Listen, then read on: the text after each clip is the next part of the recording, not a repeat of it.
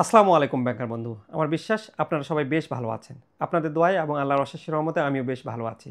আমি লিমন সরকার, প্রভাষক 36তম বিসিএস, হিসাব বিজ্ঞান বিভাগ, নওগাঁ সরকারি কলেজ, নওগাঁ এবং এক্স ব্যাংকার। ব্যাংকার বন্ধু, আপনারা আইসিটি এফআই সাবজেক্ট নিয়ে অনেকেই ভয়ে আছেন যে এই সাবজেক্টটা কিভাবে কমপ্লিট করবেন। তো আমরা এই প্রথম অধ্যায় নিয়ে খুব সুন্দর একটা প্রাণবন্ত আলোচনা করেছিলাম। সেখানে আমাদের যারা Facebook group banking diploma academy study group 36 এবং হোয়াটসঅ্যাপে মেম্বার ছিলেন, তারা কিন্তু এই ক্লাসটা ফ্রি করতে পেরেছিলেন, লাইভ ক্লাস। তো যারা ইউটিউবে দেখছেন তারা আমাদের ফেসবুক গ্রুপ এবং হোয়াটসঅ্যাপ গ্রুপে জয়েন করলে এই ধরনের ক্লাসগুলো কিন্তু ফ্রিতে পাবেন। তো আপনারা এই ক্লাসটা পুরো দেখে ফেলবেন, দেখে ফেললে এই চ্যাপ্টারটা খুব সহজেই আপনাদের কিন্তু কমপ্লিট হয়ে যাবে। আর এই চ্যাপ্টারের পিডিএফ যদি পেতে চান তাহলে মানে ফার্স্ট চ্যাপ্টারটা শুধুমাত্র আমরা পিডিএফ দিয়ে থাকি। যারা এখনও পান নাই তাহলে হোয়াটসঅ্যাপ গ্রুপে জয়েন করতে পারেন, অথবা আমরা এই যে ফেসবুক গ্রুপে ভিডিওটা যেখানে আপলোড করছি এখানে আপনি কমেন্টে মেইল আইডিটা দিয়ে দিবেন, আমরা আপনার মেইল আইডিতে দিয়ে দিব যদি আপনি না পেয়ে থাকেন। আসসালামু আলাইকুম সবাইকে। আমি লিমন সরকার, প্রভাষক 36তম বিসিএস, হিসাব বিজ্ঞান বিভাগ, নওগাঁ সরকারি কলেজ, নওগাঁ এবং এক্স ব্যাংকার। ব্যাংকার বন্ধু, আজকে আমরা মূলত আপনাদের এআইবিবির information and communication technology in financial institutions এই সাবজেক্টটা নিয়ে আলোচনা করব। এখানে আমরা মূলত ইনফরমেশন এবং কমিউনিকেশন টেকনোলজিটা বিশেষ করে ব্যাংকের ক্ষেত্রে এইগুলোর কিভাবে ব্যবহার হয় এবং ব্যাংক কম্পিউটার হার্ডওয়্যার সফটওয়্যারগুলোর ক্ষেত্রে বা ডাটাবেজের ক্ষেত্রে কিভাবে ইউজ করে সেগুলো জানবো। ওভারঅল আইসিটি সাবজেক্টটা যেটা আইবিবি টেক্সট বই দিয়েছে সেটা বিশাল বড় একটা সাবজেক্ট আপনার, এবং সিলেবাসটাও অনেক লেংদি। এবং নর্মালি যেটা করে তারা প্রশ্নটা খুব বেশি, আমি দেখলাম যে বিগত বছরে আহ, মানে একটার সাথে আরেকটা রিপিট এরকম খুব কম থাকে এবং মাঝে মধ্যে কনসেপচুয়াল প্রশ্ন থাকে। তো এই জন্য আমাদের অন্য বইগুলোর চেয়ে আইসিটি বইটা দেখবেন যে সবচেয়ে বেশি প্রশ্ন ধরা হয়েছে বলতে কি, এখানে আসলে আপনারা জানেন যে আমাদের পরীক্ষায় প্রশ্ন কমন পেতে হলে এআইবিবির যে টেক্সট বইগুলো, আইবিবি যে টেক্সট বইগুলো দিছে সেই টেক্সট বইয়ের প্রশ্নগুলো তো আমাদের পড়তেই হবে এবং বিগত বছরের প্রশ্নগুলো পড়তে হবে। তো আমরা এই আইসিটিতে দেখছি যে অনেক প্রশ্ন ইনক্লুড করছে মানে ওদের টেক্সট বই। সো ওই টেক্সট বইয়ের প্রশ্নগুলো আমাদের তো দেখতেই হবে, এই জন্য প্রশ্ন বেশি হয়ে গেছে। আর বিগত বছরে যেহেতু মানে অনেক সময় আপনার এটা মানে একটা ট্রেন্ড ফলো করে না, সো মানে একদমই শর্ট করে পড়তে গেলে আবার মানে বিপদ হয়ে যাবে। তো এই জন্য ওভারঅল, তবে এটাতে ভয় পাওয়ার কিছু কারণ নাই, কারণ 50% বিষয়গুলো আপনি অলরেডি ম্যাট্রিক হোক, ইন্টারমিডিয়েট হোক বা অনার্সে যখন কম্পিটিটিভ এক্সাম দিয়েছেন, মানে চাকরি পাওয়ার জন্য যখন পরীক্ষা দিয়েছেন, তখন এই বিষয়গুলো আমাদের জানা হয়ে গেছে অলরেডি আর কি। সো বেশিরভাগই জানা আছে এবং পয়েন্টগুলো মনে রাখলে আমরা খুব ইজিলি বানায় লিখতে পারবো। কিছু কিছু আর কিছু কিছু বিষয় আছে যেগুলো আমাদেরকে ওভারঅল নলেজ রাখতে হবে। যদি ওভারঅল নলেজ রাখেন তাহলে পরীক্ষায় প্রশ্ন যেভাবে আসুক আপনি ঘুরিয়ে লিখতে পারবেন আর কি। তো চলেন আমরা প্রথমেই information and communication technology in financial institution সাবজেক্টের মডিউল এর সিলেবাসটা কি আছে। ইনফরমেশন অ্যান্ড কমিউনিকেশন টেকনোলজি দেখছি আমরা electronic banking and online banking, mobile financial services, agent banking, e commerce and m commerce, computer hardware, computer software, internet.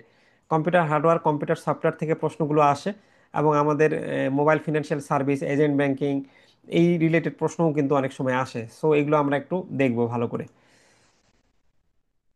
তো প্রথমে 1 নম্বর প্রশ্নটাই আমাদের যে তথ্য প্রযুক্তি এবং তথ্য ও যোগাযোগ প্রযুক্তি শব্দগুলোর মধ্যে পার্থক্য কি, শুধু ইনফরমেশন টেকনোলজি এবং ইনফরমেশন অ্যান্ড কমিউনিকেশন টেকনোলজির মধ্যে পার্থক্য কি বলছে। এটা আইবিবি টেক্সট নাম্বার 1 নম্বর প্রশ্ন আর কি, খুব বেশি গুরুত্বপূর্ণ না। তারপর আমরা একটু দেখবো আর কি। তথ্য প্রযুক্তি বলতে বলছে যে শুধু তথ্য ব্যবস্থাপনায় এটা ব্যবহার হয়। আর অপরদিকে তথ্য ও যোগাযোগ প্রযুক্তি আপনার, যেহেতু এই যে যোগাযোগ বলছে, তথ্য ও যোগাযোগ উভয় ব্যবস্থাপনায় এখানে এটা ব্যবহার হবে। আচ্ছা, তথ্য প্রযুক্তি বলতে কম্পিউটার সফটওয়্যার ডাটাবেস উদাহরণ আমরা যদি বলতে পারি। আর এই যে যোগাযোগের জন্য আপনার কি করতে হবে, আলটিমেটলি ফোন এবং ইন্টারনেট এগুলোর সাথে যোগাযোগ করতে হয়। আর তথ্য প্রযুক্তি, এখানে তো যোগাযোগ নাই, এই জন্য যোগাযোগ প্রযুক্তিতে এটার গুরুত্ব কম আর এটা যোগাযোগ প্রযুক্তিতে গুরুত্ব বেশি। তো এইভাবে ওভারঅল বাকি দুইটা দেখে নেবেন, দেখলেই পারবেন।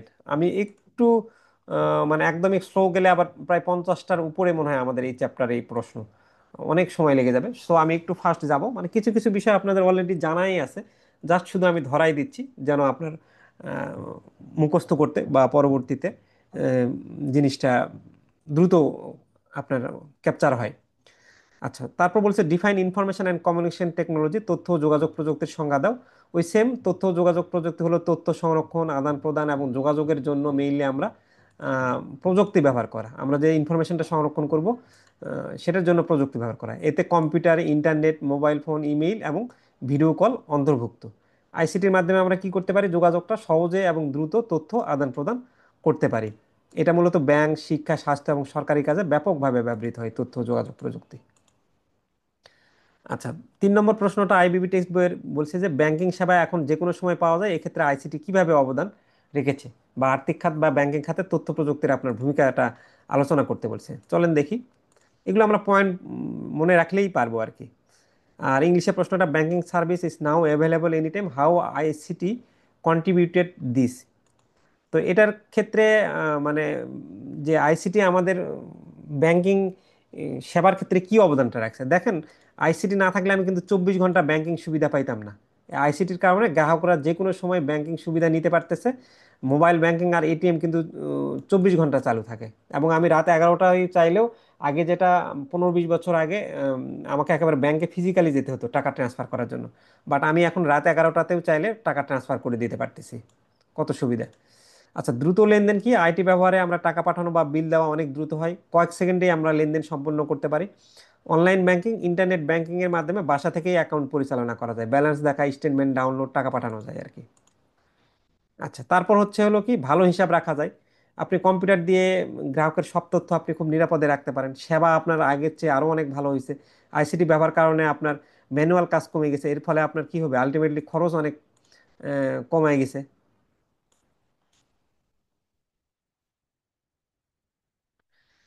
আচ্ছা,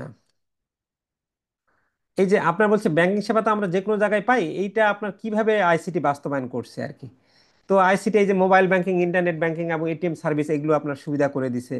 আম, তারপর আমরা বলতে পারি যে আইসিটির ফলে যে গ্রামে এজেন্ট ব্যাংকিং চালু হয়েছে, ডিজিটাল ওয়ালেট আমরা চালু করতে পারছি আইসিটির ফলে, বিকাশ, নগদ, রকেট, অনলাইনে যোগাযোগটা করা আমাদের আইসিটির ফলে অনেক সহজ হয়েছে।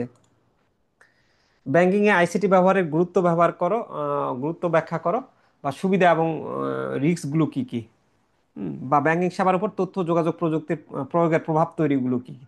তো এগুলো আসলে সুবিধা অসুবিধা কয়েকটা প্রশ্ন পড়লে একই ঘুরে ফিরে আসে চলে, হ্যাঁ। আইসিটি ইন ব্যাংকিং ওই একই কথা, যে আইসিটির ফলে আপনি দ্রুত সেবা করতে পারছেন, 24 ঘন্টা লেনদেন করতে পারছেন, ভালো রেকর্ড রাখতে পারছেন। আইসিটির ফলে আরেকটা ঝুঁকি যেমন হয়ে গেছে, কেমন কি, যদি নিরাপত্তাটা আপনি ঠিকভাবে না থাকে, তাহলে আপনার হ্যাকিং এর সম্ভাবনা থাকে, চাকরি কমে যেতে পারে, প্রযুক্তি নির্ভরতা বেশি হয়ে গেছে আইসিটির ফলে। আচ্ছা, বিগত বছরের প্রশ্নের আলোকে হ্যান্ড নোটটা লিখেছি। ইনশাল্লাহ এই হ্যান্ড নোটটা পড়লে আপনি পরীক্ষায় 90% প্রশ্ন কমন পাবেন। তো চলেন আর বেশি কথা না বলে আপনি আমরা ক্লাসটা দেখতে শুরু করি। সেই পর্যন্ত সবাই ভালো থাকবেন, হ্যাপি থাকবেন, অ্যাক্টিভ থাকবেন। আপনাদের সকলের জীবন মঙ্গল কামনা করছি। আসসালামু আলাইকুম। প্রযুক্তি অর্জনের পাশাপাশি দক্ষ মানব সম্পদ অর্জন স্যার সমান। এটা গুরুত্বের ভিতরে আসলো কেন স্যার? হুম। এই যে এটা গুরুত্বের ভিতরে যে চাকরি কমে যেতে পারে, এটা তো অসুবিধা। ওখানে শোনেন, একসাথে দুইটা প্রশ্ন মানে ইনক্লুড করা ছিল যে আপনার গুরুত্ব এবং রিস্কটার ইয়াটা কি। তো কয়েকটা পয়েন্ট গুরুত্ব দেওয়া হয়েছে এবং রিস্ক দুই একটা দেওয়া হয়েছে, ঝুঁকিগুলো কি আর কি। তাহলে এই যে তো যেমন সুবিধা এআই হলো কি? বা আইসিটি ব্যবহার করার কারণে আমাদের কি আপনার চাকরি কমে যাচ্ছে না, এটা একদিক দিয়ে বলতে পারবেন, বা এআই এর কারণে চাকরি ছাঁটাই হচ্ছে, এটা আর কি। তবে ওটা আলাদা পয়েন্ট করে লিখলে বেশি ভালো, একটু ওখানে একসাথে হয়ে গেছে, কম্বাইন্ড হয়ে গেছে।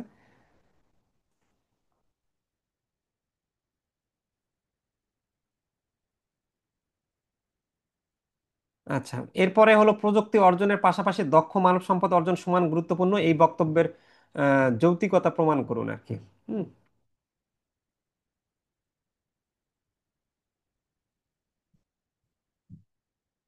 আচ্ছা, তারপর বলছে 5টি ইলেকট্রনিক ব্যাংকিং সিস্টেমের নাম দাও এবং তার সংজ্ঞা দাও আর কি। 5টি আইবিবি টেক্সটের 6 নম্বর প্রশ্নের উত্তর। তো ইলেকট্রনিক ব্যাংকিং বলতে আমরা বোঝাচ্ছি যে এই যে এটিএম মেশিন ব্যবহার করে আপনার টাকা তোলা, এটা একটা ইলেকট্রনিক ব্যাংকিং, কারণ এটা তো ইন্টারনেট ছাড়া সম্ভব হইতো না। তারপর আপনি এই যে ইন্টারনেট ব্যাংকিং একটা বলতেছেন, তারপর মোবাইল ব্যাংকিং,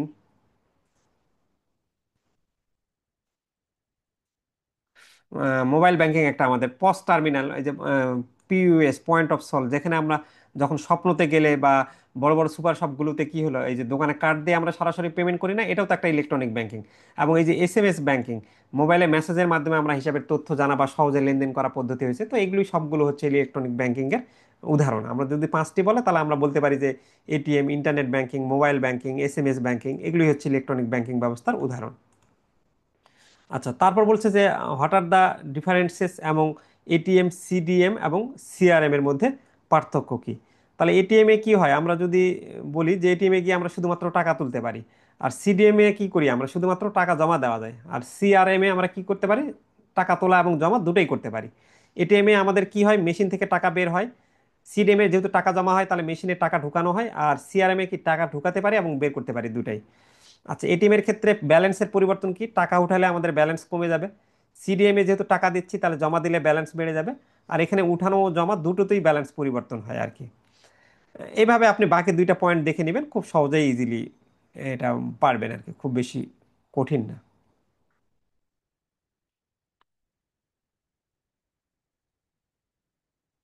আচ্ছা, তারপর বলছে name some components of an ATM and mention there functions. ATM এর কয়েকটা উপাদানের নাম বলেন এবং তাদের ফাংশনগুলো কি কি সেটা উল্লেখ করেন। এটা হলো আইবিবি টেক্সট বইয়ের 8 নম্বর প্রশ্নের উত্তর, পাশে আমরা উল্লেখ করে দিয়েছি। এটিএম এ মেশিনে অনেক অংশ থাকে যা গ্রাহকদের টাকা তোলা বা তথ্য জানার জন্য সহায়তা করে। তাহলে এর মধ্যে প্রথম অংশটুকু হচ্ছে হলো একটা কার্ড রিডার, যেটা এটিএম কার্ড ঢুকালে এর তথ্য পড়ে আর কি। তারপর দ্বিতীয় অংশটাকে বলতেছে কিপ্যাড, গ্রাহক এখানে পিন নম্বর দিয়ে লেনদেনটা নির্বাচন করেন।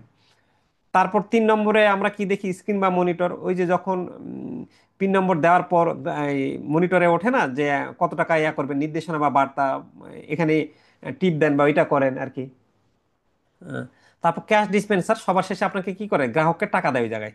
আর অনেক জায়গায় ওই যে আমরা রিসিপ্ট নিতে চাইলে কি করে, লেনদেনের একটা প্রিন্টেড স্লিপ দেয়। এগুলি হচ্ছে হলো এটিএম এর অংশ। তো এটা তো খুবই সহজ, এটিএম এর আপনার জাস্ট পয়েন্টগুলো মনে রাখলেই পারবেন। আর এটিএম তো আমরা সবসময় যাই মেইনলি।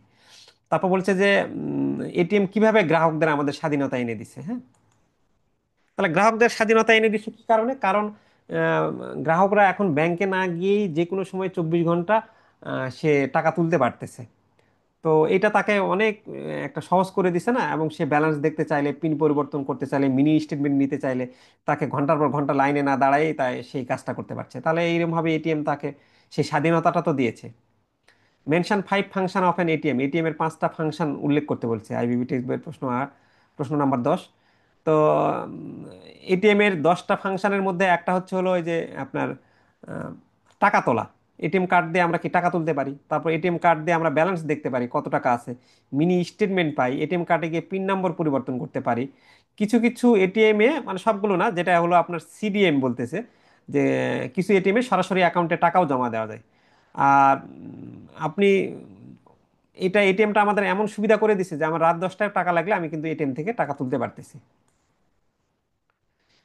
এটিএম বুথ কি, জাস্ট বলছে এটিএম বুথ হচ্ছে একটা ছোট ঘর যেখানে একটা অটোমেটেড টেলার মেশিন বসানো থাকে, আর এর মাধ্যমে গ্রাহক ব্যাংকে না গিয়ে টাকা তুলতে পারে। এবং বেশিরভাগ বুথ 24 ঘন্টা খোলা থাকে এবং গার্ড থাকে, এবং আমরা কার্ড ও পিন নাম্বার দিয়ে এটিএম বুথ থেকে টাকা তুলতে পারি। এটিএম বুথ মানেই আপনি বলবেন যে একটা ঘর, যেখানে, যে ঘরে একটা এটিএম মেশিন থাকবে এবং এটিএম মেশিনে গিয়ে আমি পিন নম্বর এবং কার্ড নম্বরের মাধ্যমে টাকা তুলে নিতে পারবো। খুবই সহজ। আচ্ছা, what kind of dispute may arise of a CDM, CDM এ কি সমস্যা দেখা দিতে পারে, আইবিবি টেক্সট বইয়ের প্রশ্ন 12। হাউ ব্যাংকস মিটিগেট দিস, কিভাবে। আচ্ছা, সিডিএম নিয়ে কয় ধরনের সমস্যা হতে পারে এবং ব্যাংক কিভাবে সমাধান করতে পারে। সিডিএম এ তো আমরা টাকা জমা দিচ্ছি, অনেক সময় টাকা জমা না হওয়া হতে পারে, যে কখনো কখনো মেশিন টাকা নাই কিন্তু অ্যাকাউন্টে আপনার জমা দেখালো না, তখন এটা কি টেকনিক্যাল সমস্যার কারণে হতে পারে। আরেকটা জিনিস সিডিএম এ হতে পারে ভুয়া নোট শনাক্ত, যে অনেক সময় মানে কি বলে, এম, ঠিকই আছে নোট, কিন্তু এই অনেক নোটকে ওই ভুয়া মনে করে ফিরিয়ে দেয় বা ভুল করে, এতে গ্রাহকদের মনে বিভ্রান্তি তৈরি হয়। তারপর অনেক সময় মেশিনে টাকা আটকে যায়। তো এটা আপনার সিডিএম এ এই প্রবলেমগুলো হতে পারে। ভুল টাকা দেখানো হতে পারে, দুইজনের টাকা একসাথে বা দ্রুত পর্যায়ে যদি জমা দেয় তখন লেনদেন একসাথে মিক্সড হয়ে যেতে পারে। তো ব্যাংক এগুলো মেইনলি কি করে, তার তথ্য এবং সিসিটিভি ফুটেজ সংরক্ষণ করে রাখে এবং সমস্যা হলে অভিযোগ গ্রহণ করে সমাধানের ব্যবস্থা নেয়।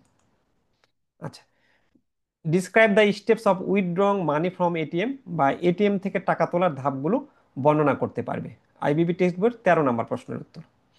আচ্ছা, প্রথমে আমরা টাকা তোলার জন্য কি করি, প্রথমে আমরা কার্ড, মেশিনে কার্ড ঢোকাই, তারপর চাইলে আমরা ভাষা নির্বাচন করতে পারি, তারপর আমরা কি করতে পারি, পিন নম্বর লিখি আমরা, তারপর টাকা তোলার অপশান দেই, কত টাকা তুলবো। মানে আপনি জাস্ট এটিএমে গেলে যেভাবে জিনিসটা করেন সেটাই আপনি মাথায় রাখবেন, রাখে আপনি পয়েন্ট টাইটেলগুলো আপনার মতন করে সাজিয়ে দিবেন টাকা তোলার জন্য। খুবই সিম্পল প্রশ্ন, ওই ধরনের প্রশ্ন আসবে না সম্ভবত। আচ্ছা, describe various components of a POS terminal. একটা পস টার্মিনালের বিভিন্ন কম্পোনেন্টগুলো কি কি সেটা আমাদের বলছে। যেটা আমরা নর্মালি স্বপ্নতে গেলে বা বড় সুপার শপে গেলে টাকাটা আমাদের কার্ড দেয় না, কার্ড রিড করে যে স্ক্যান করে পেমেন্টটা নেয়, সেটাই বলছে ওই পিএস টার্মিনালের কি কি ইনস্ট্রুমেন্ট। আচ্ছা, এখানে প্রথমেই থাকে একটা কার্ড রিডার, যে এটা দিয়ে গ্রাহকের ডেবিট বা ক্রেডিট কার্ড, ওই যে একটা অংশতে ওদের ছোট মেশিনে সামান্য এতে, সেটা কি ডেবিট বা ক্রেডিট কার্ড স্ক্যান করে না, দেখেন না? অনেক সময় এতে চিপ বা সোয়াইপ দুটি অপশনই থাকে। তারপর কিপ্যাডে কি ওঠে, আমাদের পিন নম্বর দিতে বলে, পিন নম্বর বা লেনদেনের পরিমাণ টাইপ করা হয়, টাকা দিয়ে আপনাকে বলে পিন নম্বর দিতে। তারপর ডিসপ্লে স্ক্রিন, এতে পুরো লেনদেনের স্ট্যাটাস দেখা যায়, গ্রাহক এবং দোকানদার দুজনেই এতে টাকা ঠিক আছে কিনা দেখে নিতে পারে। লেনদেন শেষ হলে আপনার কি করে দেয়, প্রিন্ট করে দেয় না? তারপর পস মেশিন কি করে, পস মেশিনকে কিন্তু সবসময়, যেহেতু এটা ব্যাংক থেকে টাকা কেটে নিচ্ছে, তাহলে ব্যাংকের সার্ভার বা ইন্টারনেটের সাথে কিন্তু এটা সংযুক্ত উম, থাকতে হয়। এতে রিয়েল টাইমে টাকা যাচাই করা যায়। আর পাওয়ার সাপ্লাই, পস মেশিন চালু রাখতে বিদ্যুৎ লাগে, অনেক মেশিনে ব্যাকআপ ব্যাটারিও থাকে মোবাইল ব্যবহারের জন্য আর কি। আচ্ছা, এরপরে আমরা যাই জিপিআরএস পস টার্মিনাল বা ডায়াল আপ পস টার্মিনাল থেকে কিভাবে আলাদা, how GPRS pause terminal is different from a dial up pause terminal. বলছে জিপিআরএস পস টার্মিনাল এবং ডায়াল আপ পস টার্মিনাল দুইটা থেকে আলাদা কোন দিক দিয়ে। আচ্ছা, আপনার এখানে বলছে যে জিপিআরএস পস টার্মিনাল এবং ডায়াল আপ পস টার্মিনাল। তাহলে জিপিআরএস পস টার্মিনাল হচ্ছে মোবাইল সিম এবং জিপিআরএস সিগন্যাল ব্যবহার করে। আর ডায়াল আপ পস টার্মিনাল এটা হলো ল্যান্ডফোন লাইন ব্যবহার করে, হ্যাঁ। তো এইটা যেহেতু মোবাইল সিম ইউজ করে এবং জিপিআরএস সিগন্যাল ইউজ করে, এখানে লেনদেনটা দ্রুত হয়। আর এখানে এই ল্যান্ডফোন লাইন এটা মডার্ন সিস্টেম ইউজ করে, তাহলে এই জন্য কাজটা এখানে ধীরে হয়। বহনযোগ্যতা কি, এইটা হলো সহজে বহনযোগ্য এবং যে কোনো জায়গায় আমরা এটা ব্যবহার করতে পারি। আর এই ডায়াল আপ টার্মিনাল হচ্ছে নির্দিষ্ট জায়গায় বসানো থাকে, সরানো যায় না। এখানে খরচ, সংস্থাপন ব্যয়টা একটু বেশি, কারণ এখানে ওয়্যারলেস সুবিধা থাকে। আর এখানে কম খরচে বসানো যায় কিন্তু ফিচারটা কম। উম, তো এই জিপিআরএস পস টার্মিনাল এবং ডায়াল আপ পস টার্মিনালের পার্থক্যগুলো হচ্ছে মূলত এগুলোই।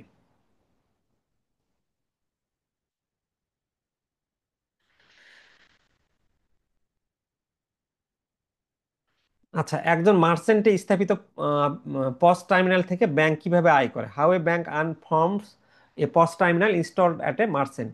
এই পস টার্মিনাল থেকে ব্যাংক কিভাবে ইনকাম করে সেটা বলছে। যে ব্যাংকে একটা পস মেশিন থেকে আয় করে মার্চেন্ট ডিসকাউন্ট রেট নামক একটা ফি কেটে নেয়। যখন একজন গ্রাহক কার্ড দিয়ে পেমেন্ট করে ওই পস টার্মিনালে, তখন ব্যাংক ওই টাকার একটা নির্দিষ্ট শতাংশ কিন্তু কেটে নেয়। এই কাটা অংশটা আবার কি হয়, যে ব্যাংক এবং যারা কার্ড নেটওয়ার্ক দিচ্ছে এবং অন্য ব্যাংকের মাঝে ভাগ হয়। তাই পস টার্মিনালে যত বেশি লেনদেন হবে ব্যাংকের আয়ও তত বাড়বে। এই জন্য ব্যাংকগুলো বেশিরভাগ জায়গায় পস মেশিন বসাতে আগ্রহী থাকে। উদাহরণ, যদি একজন গ্রাহক 1,000 টাকা পেমেন্ট করে, ব্যাংক হয়তো 15 টাকা কেটে রাখবে সেবার ফি হিসেবে।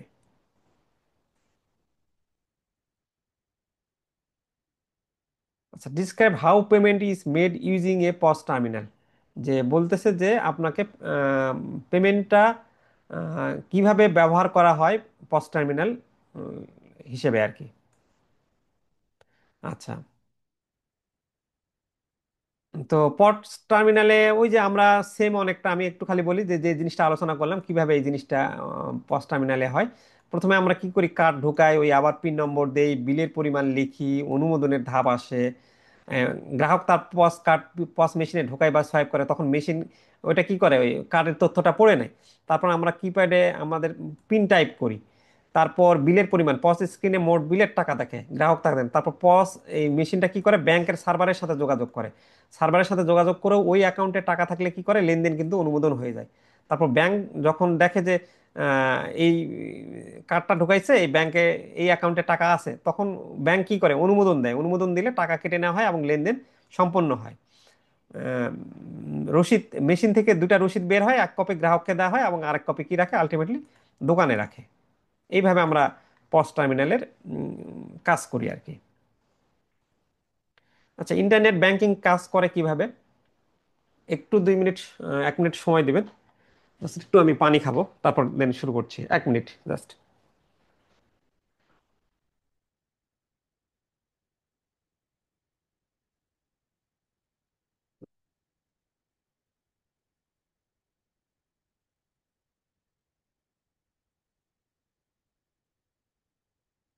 আচ্ছা, আমাদের বলতেছে যে ইন্টারনেট ব্যাংকিংটা কাজ করে কিভাবে। আচ্ছা, ইন্টারনেট ব্যাংকিংটা আমাদের কি, আমাদের প্রথমেই হলো অ্যাকাউন্ট রেজিস্ট্রেশন। ইন্টারনেট ব্যাংকিং করতে গেলে গ্রাহককে ব্যাংকে গিয়ে বা অনলাইনে ইন্টারনেট ব্যাংকিং এর জন্য রেজিস্ট্রেশন ব্যবহার করতে হয়। এরপর ইউজার আইডি এবং পাসওয়ার্ড পাওয়া যায়। ইন্টারনেট ব্যাংকিং সে যে মোবাইলে করবে, তাহলে গিয়ে আগে অনলাইনে বা ব্যাংকে গিয়ে তাকে রেজিস্ট্রেশন করতে হবে না, না হলে তো আর দিবে না। তারপর গ্রাহককে কি দেয়, আমাদেরকে কিন্তু একটা ইউজার আইডি দেয় এবং পাসওয়ার্ড দেয় লগ ইন করার। অনেক সময় ওটিপি এর মতো বাড়তি নিরাপত্তাও থাকে। সার্ভিস ড্যাশবোর্ড দেখা, লগ ইনের পর ড্যাশবোর্ডে ব্যালেন্স, লেনদেন হিস্ট্রি, নানা মেনু দেখা যায়। এক জায়গা থেকে কিন্তু এটা সবকিছু নিয়ন্ত্রণ করা যায়।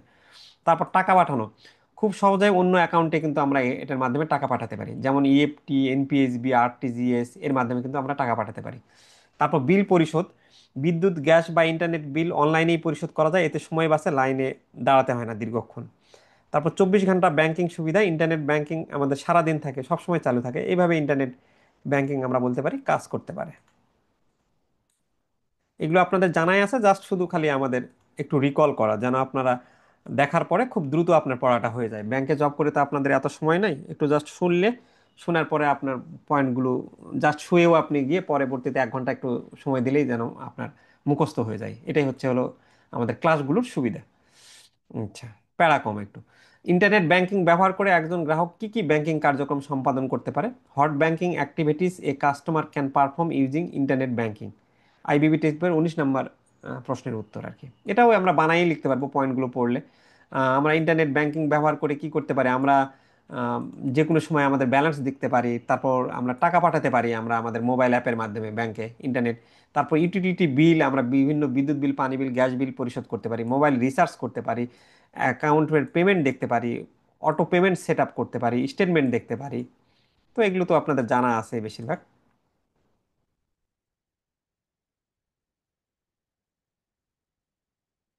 আচ্ছা, তারপর can A customer receive cash from internet banking হয়, যে একজন গ্রাহক কি ইন্টারনেট ব্যাংকিং থেকে নগদ অর্থ পেতে পারে, বা কেন?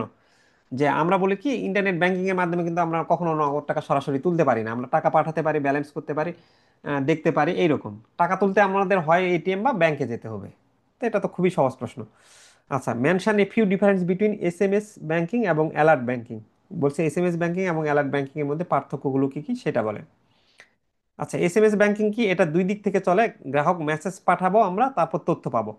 আর অ্যালার্ট ব্যাংকিংটা হচ্ছে হলো একমুখী, শুধু ব্যাংক থেকেই এটা মেসেজ আসবে। হ্যাঁ, আমরা একটু ভালো করে এটা পড়বো। গ্রাহককে মেসেজ পাঠিয়ে তথ্য নিতে হয়, যেমন ব্যালেন্স বা আহ, আপনার মিনি স্টেটমেন্ট। এখানে গ্রাহকের ভূমিকাটা কি? আচ্ছা, তারপর হচ্ছে আপনার গ্রাহককে কিছু করতে হয় না, ব্যাংক স্বয়ংক্রিয়ভাবে এখানে তথ্য পাঠায়। তথ্যের ধরন ব্যালেন্স চেক বা টাকা পাঠানোর মতো অনুরোধ পাঠানো যায় এখানে এসএমএস ব্যাংকিং এ। অ্যালার্ট ব্যাংকিং এ কি হয়, অ্যাকাউন্টে টাকা জমা বা খরচ হলে তার নোটিফিকেশন কিন্তু আসে, ব্যাংক নিজেই দিচ্ছে। এক ব্যাংকের দিক থেকে যখন আসতেছে সেটা হলো অ্যালার্ট ব্যাংকিং। আর এসএমএস ব্যাংকিং আপনি নিজে দিচ্ছেন এবং ব্যাংক দিচ্ছে, সেটা হলো আমরা এসএমএস ব্যাংকিং। এই এসএমএস ব্যাংকিং আমরা বলতেছি যে কাজের শুরুটা করে গ্রাহক নিজে। আর অ্যালার্ট ব্যাংকিং এ যেহেতু আপনি না, মানে ব্যাংক থেকে আসতেছে, তাহলে কাজের শুরুটা হয় হলো ব্যাংক থেকে অটোমেটিক ভাবে। এরকম ভাবে আমরা বাকিটা দেখে নেবেন, তাহলে খুবই বুঝতে পারবেন সহজে।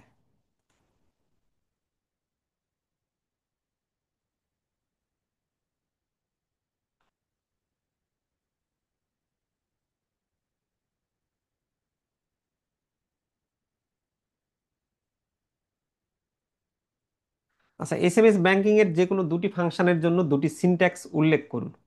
আইবিপিটিএস বইয়ের 12 নম্বর প্রশ্ন। আচ্ছা, এসএমএস ব্যাংকিং এর নির্দিষ্ট ফরম্যাটে কোড লিখে ব্যাংকের নির্ধারিত নম্বরে পাঠালে সার্ভিস পাওয়া যায়। আমরা ব্যালেন্স জানার জন্য আমরা লিখতে পারি ডিবিএল লিখে ব্যাংকের কোড নম্বরে পাঠাতে পারি, সাথে সাথে অ্যাকাউন্টের মেসেজটা চলে আসবে। বা মিনি স্টেটমেন্ট দেখার জন্য আমরা এসটিএম বা মিনি লিখে ব্যাংকের নম্বরে পাঠালাম, তখন কয়েকটা ধাপে ব্যাংকের বিবরণ চলে আসলো আর কি। তো মানে আপনি এসএমএস ব্যাংকিংয়ে কিভাবে ইনফরমেশনগুলো পাবেন সেটাই বলছে আপনাকে। তো এই পদ্ধতিগুলো প্রয়োগ করে আমরা নিতে পারি। আমাদের বলছে যে ইলেকট্রনিক ব্যাংকিং এর সুবিধা এবং অসুবিধাগুলো কি কি সেটা লেখো। দেখেন, এই যে আমরা সবসময় বলি যে আইবিবি টেক্সট বইয়ের প্রশ্নগুলো আমাদের পড়তে হবে, কারণ এখান থেকে হুবহু প্রশ্ন কিন্তু পরীক্ষায় দেয়। আমরা এই যে দেখেন, প্রথমে তো এটা আইবিবি টেক্সট বই 23 নম্বর প্রশ্ন। আপনি এমন একটা বই পড়তে হবে আপনাকে যেখানে আইবিবি টেক্সট বইয়ের প্রশ্ন থাকবে। এই যে আইবিবি টেক্সট বইয়ের 23 নম্বর প্রশ্ন, এটাই কিন্তু এই যে ব্যাংকিং ডিপ্লোমার কত 96তম ব্যাংকিং প্রফেশনাল এক্সামিনেশন এসেছে। যেহেতু আমি সবসময় বলি, যেহেতু প্রশ্নগুলো করে হলো আইবিবি, আইবিবি যেহেতু টেক্সট বই দিয়েছে, তাহলে আইবিবি টেক্সট বইয়ের প্রশ্নের উত্তরগুলো আমাদের ভালো করে পড়তে হবে, কারণ তারা প্রশ্ন করলে আইবিবি টেক্সট বইকেই তো ফলো করবে। বাট ওইটা তো আমাদের ইংলিশ ভার্সনে বইটা লেখা, এবং বইটাতে শুধুমাত্র প্রশ্ন দেওয়া আছে, উত্তরগুলো তো দেওয়া নাই ওইভাবে, থ্রোলি আর আলোচনা করে গেছে। এই জন্য অনেকেই সেটা আমরা একটা জাস্ট দেখার জন্য রাখতে পারি, বাট ওটা পরীক্ষা দেওয়ার জন্য গাইড বই হিসেবে কখনোই কাজ করে না। কারণ ব্যাংকে জব করে আপনার এত সময় নেই, প্রশ্নের উত্তরগুলো নাই, আপনি আবার উত্তরগুলো নিজে ওই স্টুডেন্ট লাইফের মতন ঘেটে ঘেটে বের করবেন। সো নীলক্ষেত থেকে অনেকেই নেয়, নিয়ে আসলে ওইরকমভাবে কাজে দেয় না জিনিসগুলো আর কি। এমনি রাখতে পারেন একবার রিডিং যদি পড়ার ইচ্ছা হয়, কিন্তু আসলে আপনি সপ্তাহে পান হলো 2 দিন সময়, তাও আবার অনেক কাজ থাকে। ওই রিডিং আপনি আরেকটা ম্যাটেরিয়ালস পড়ে আপনার জ্ঞানী হওয়ার মতন এখন সুযোগ নেই। আপনার এমন একটা জিনিস দরকার যেখানে সরাসরি প্রশ্নের উত্তরগুলো থাকবে, এবং আইবিবি টেক্সট বইয়ের প্রশ্নের উত্তরগুলো থাকবে এবং খুব সহজ ভাষায় লেখা থাকবে। আপনি দেখেন আমাদের ল্যাঙ্গুয়েজগুলো যখন পড়তেছি তখন কিন্তু এগুলো গুগল ট্রান্সলেট না, মানে খুব ইজি করে আমরা লিখছি, হ্যাঁ। আর বইগুলোতে অনেক সময় এই যে আইবিবি টেক্সট বইয়ের প্রশ্নের নাম্বারগুলো দেয় না, আমরা এই যে প্রশ্নের নাম্বারগুলো দিছি। আর আইবিবি টেক্সট বইয়ের ইংলিশ ভার্সনের বইটা তো ওরা ইংলিশ ভার্সনে লিখছে, ইংলিশ ভার্সনেও প্রশ্নগুলো খুব জটিল করে দেওয়া আছে। ওইটা যারা ইংলিশ ভার্সনেও পরীক্ষা দিবে তার পক্ষে সম্ভব না এত জটিল প্রশ্ন মানে ওইভাবে মুখস্থ করা আর কি। আর বাংলা যেটা করছে অনেকে নীলক্ষেতের ওই যে কম 700-800 টাকাতে কিনে, তো সস্তার তীরে অবস্থা হয়। বাংলাটা ওরা আরো মানে জাস্ট গুগল ট্রান্সলেট করছে তো ওইটার, তো গুগল ট্রান্সলেট করলে আপনার মুখস্থ করা আরো কঠিন হয়ে যায়। আচ্ছা, এরপর আসেন আমরা প্রশ্ন নাম্বার 24টা ফলো করি। যে ইলেকট্রনিক ব্যাংকিং এর আমাদের কিছু সুবিধা অসুবিধা বলছে আর কি। আচ্ছা, ইলেকট্রনিক ব্যাংকিং এর সুবিধাগুলো কি কি আমাদের? সুবিধাগুলো হচ্ছে যে ঘরে বসে আমরা যে কোনো সময় লেনদেন করতে পারি, ই ব্যাংকিং এর সুবিধা। আর ই ব্যাংকিং এর অসুবিধা কি? সার্ভার সমস্যা হলে সেবা পেতে আমাদের দেরি হয়। কম্পিউটার বা মোবাইল দিয়ে 24 ঘন্টা ব্যাংকিং করতে পারি আমরা ই ব্যাংকিং এ, সহজ ব্যাপার। আর ই ব্যাংকিং এর অসুবিধা, যদি আপনার ইন্টারনেট এবং ডিজিটাল দক্ষতা না থাকে তাহলে কিন্তু সমস্যা হবে। খরচ কম ই ব্যাংকিং এর, ব্যাংকে না গিয়ে সময় ও যাতায়াত খরচ বাঁচে। অনেক সময় এটিএম বা সার্ভিস চার্জ কাটা পড়ে। আম, তাৎক্ষণিক তথ্য, ই ব্যাংকিং এর সুবিধা হচ্ছে ব্যালেন্স ও ট্রানজ্যাকশন রিপোর্ট সাথে সাথে দেখা যায়। আর ই ব্যাংকিং এর অসুবিধা, হ্যাকিং বা প্রতারণার মাধ্যমে টাকা চুরির ঝুঁকি থাকে। এটা আমরা কি করতে পারি? ই ব্যাংকিং এর সুবিধা, মোবাইল অ্যাপ দিয়ে বিদ্যুৎ বিল পরিশোধ করতে পারি। আর এটার অসুবিধা হচ্ছে ভুয়া ইমেইলের মাধ্যমে অ্যাকাউন্ট অ্যাকাউন্ট কিন্তু আমাদের হ্যাক হয়ে যেতে পারে।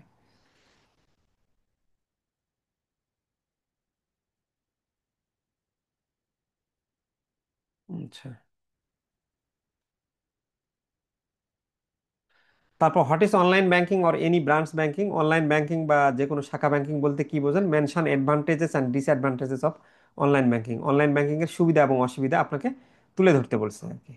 আচ্ছা, ওই একই কথা, আপনি এগুলো জিনিসগুলো বললে এগুলো রিপিট করার দরকার নাই।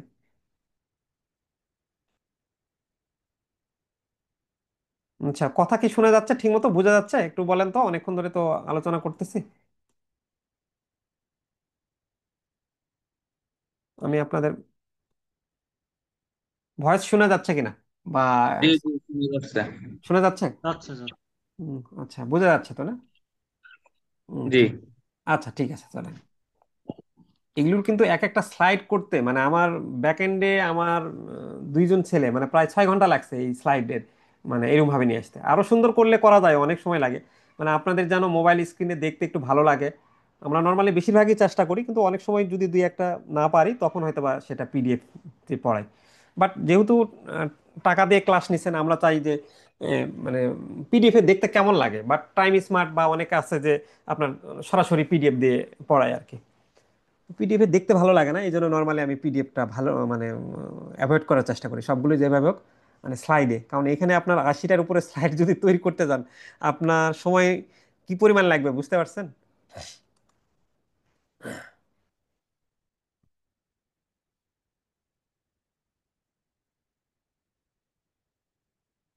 আরো সুন্দর করা যাবে, কিন্তু এই মানে ইমেজ টিমেজ ইউজ করলে আরো এগুলো সহজ হবে, কিন্তু বাট সময় তো পাওয়া যায় না তো।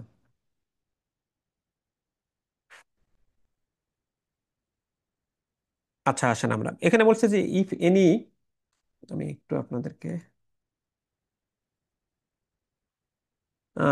ব্যাংকিং ব্যবস্থায় কোনো প্রতারণামূলক কার্যক্রম সংগঠিত হলে ইনফরমেশন সিস্টেমের ভূমিকা আপনার কি হবে সেটা বর্ণনা করতে বলছে। If any fraudulent activities happen in a banking system, describe the role of the information system. যদি যে কোনো ধরনের প্রতারণামূলক কার্যক্রম সংগঠিত হয় ইনফরমেশন সিস্টেমে, তবে আপনার ক্ষেত্রে ইনফরমেশন সিস্টেমের ভূমিকাগুলো কি কি।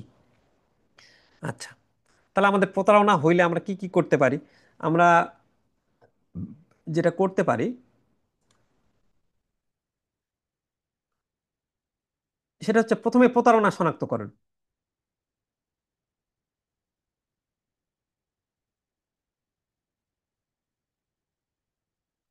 প্রথমে হচ্ছে প্রতারণা শনাক্তকরণ। আমার এই যে তথ্য সিস্টেমে অস্বাভাবিক কার্যক্রম শনাক্ত করে, হঠাৎ বড় অঙ্কের যদি লেনদেন হয় বা অপরিচিত লগ ইনের সময় কিন্তু তখন অ্যালার্ট দিবে। তারপর লেনদেন পর্যবেক্ষণ, যদি সব ধরনের লেনদেন তাৎক্ষণিকভাবে সিস্টেমে রেকর্ড হয়, কোনো ভুল বা জাল ডেটা হলে তা সঙ্গে সঙ্গে পড়ে। তারপর আমরা কিভাবে প্রতারণামূলক করতে পারি, যে সতর্কমূলক আমরা বার্তা দিতে পারি। ঝুঁকিপূর্ণ কোনো কাজ হলে আমরা সিস্টেমে অ্যালার্ট পাঠাই। তাহলে আমরা প্রতারণা ঘটার আগেই কিন্তু ব্যবস্থা নেওয়ার সিস্টেম হয়। প্রবেশাধিকার নিয়ন্ত্রণ, মানে সবাইকে প্রবেশ করতে দিবে না, যে শুধুমাত্র অনুমোদিত ব্যবহারকারী সিস্টেমে ঢুকতে পারে। কিছু কিছু জায়গা থাকে না যে এখানে আপনার সবাই প্রবেশ করতে পারবে না, প্রবেশ নিষিদ্ধ, মানে নির্দিষ্ট কোনো ব্যক্তি ছাড়া। সেরকম আপনি আপনার সিস্টেমে যারা অনুমোদিত ব্যবহারকারী আছে তারাই ঢুকতে পারবে। কে কি দেখতে বা করতে পারবে তার নির্দিষ্টভাবে নির্ধারিত থাকবে, ওখানে উল্লেখ থাকবে যে এই করতে পারবে এবং এটা করতে পারবে না আর কি। তারপর হলো অডিট ট্রেইল রাখা, হ্যাঁ, কে কখন কি করছে তার পুরো হিসাবটা আপনি রাখা হচ্ছে সিস্টেমে, তদন্তের সময় এই তথ্য খুব কাজে আসে। এরপর আমরা বলতে পারি যে রিপোর্ট তৈরি এবং পাঠানো, প্রতারণার রিপোর্ট তৈরি করে কর্তৃপক্ষকে আমরা জানাতে সাহায্য করতে পারি, এবং আইনগত ও নিয়ন্ত্রক ব্যবস্থা নেওয়ার জন্য এই রিপোর্ট কিন্তু দরকার হয়। এভাবে আমরা প্রতারণাগুলো শনাক্ত করতে পারি। আচ্ছা, এরপর বলছে যে সাইবার অপরাধ কি, আর cyber crimes related to banking. Cyber crime কি ব্যাংকিং এর সাথে সম্পর্কিত? যদি হয় তাহলে সেটা আপনি আহ, ব্যাখ্যা করুন। 99 ব্যাংকিং প্রফেশনাল এক্সামিনেশন এসেছিল। তো দেখেন, সাইবার অপরাধ কি, আমরা জানি যে সাইবার অপরাধ হলো কম্পিউটার নেটওয়ার্ক বা ইন্টারনেট ব্যবহার করে অবৈধ কাজ করা। যেমন হ্যাকিং হতে পারে, তথ্য চুরি হতে পারে, ফিশিং হতে পারে, ভাইরাস ছড়ানো ইত্যাদি, এগুলোই তো সাইবার অপরাধ। এই অপরাধগুলো সরাসরি ব্যাংকিং সিস্টেমের সাথে জড়িত, কারণ আধুনিক ব্যাংকিং পুরোপুরি ডিজিটাল প্ল্যাটফর্মের উপর নির্ভরশীল। হ্যাকাররা কি করে, যে গ্রাহকের তথ্য তারা আহ, চুরি করে নেয়, কিন্তু চুরি করে অ্যাকাউন্টে ঢুকে টাকা ট্রান্সফার করতে পারে। এই জন্য ব্যাংকগুলো নিরাপত্তা দেওয়ার জন্য আমরা কি করি, ফায়ারওয়াল বা ইনক্রিপশন বা বিভিন্ন ধরনের সাইবার সিকিউরিটি এগুলো কিন্তু ব্যবস্থা নেই। যদি কেউ ভুয়া ইমেল পাঠিয়ে ব্যাংকের নামে গ্রাহকের পাসওয়ার্ড জেনে নেয়, এটা ব্যাংকিং সাইবার অপরাধ।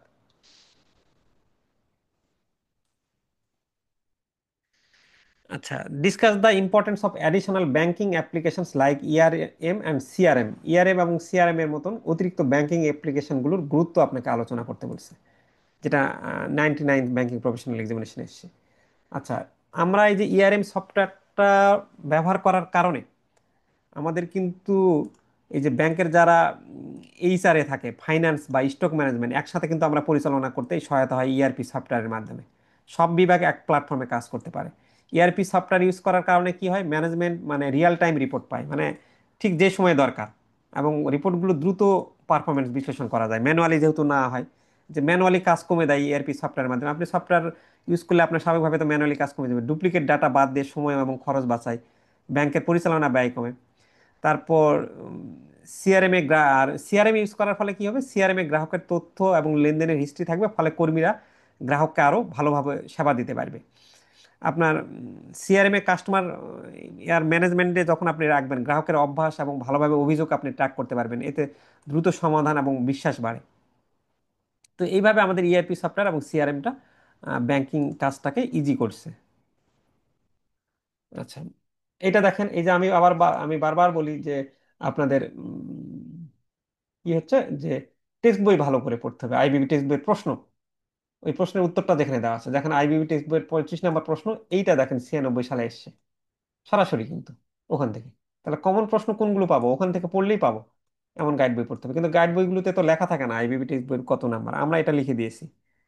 আচ্ছা, what is the MFS? MFS বলতে কাকে কি বোঝেন? Name a few remarkable MFS in Bangladesh. বাংলাদেশের এমএফএস এর কয়েকটা গুরুত্বপূর্ণ দিক নিয়ে আলোচনা করুন আর কি।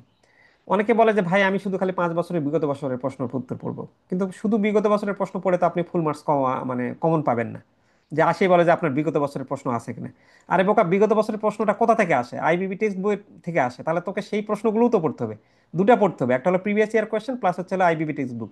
তাহলে আইবিবি টেক্সট বইয়ের প্রশ্নগুলো পড়লেই অটোমেটিকলি আপনার বিগত বছরের 30-40% প্রশ্ন কমপ্লিট হয়ে যাবে। তারপরও কিছু কিছু প্রশ্ন ওখান থেকে দেয়নি এবং সেগুলোও পড়তে হবে আর কি।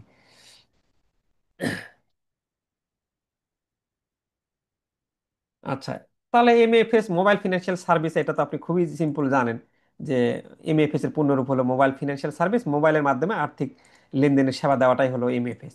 এর মাধ্যমে আমরা কি করি? টাকা পাঠাতে পারি, গ্রহণ করতে পারি, মোবাইল রিচার্জ করতে পারি, বিল প্রদান করতে পারি। বিকাশের মাধ্যমে যা করতে পারেন সেটাই হলো এমএফএস। বিকাশ, রকেট, নগদ, উপায়, এগুলো কয়েকটা জনপ্রিয় এমএফএস আমাদের। আচ্ছা, এমএএফ এর জার্নিটা বাংলাদেশে কখন শুরু হলো এবং কোন ব্যাংক এটা সর্বপ্রথম শুরু করলো? আইবিবিটি ব্যাংক।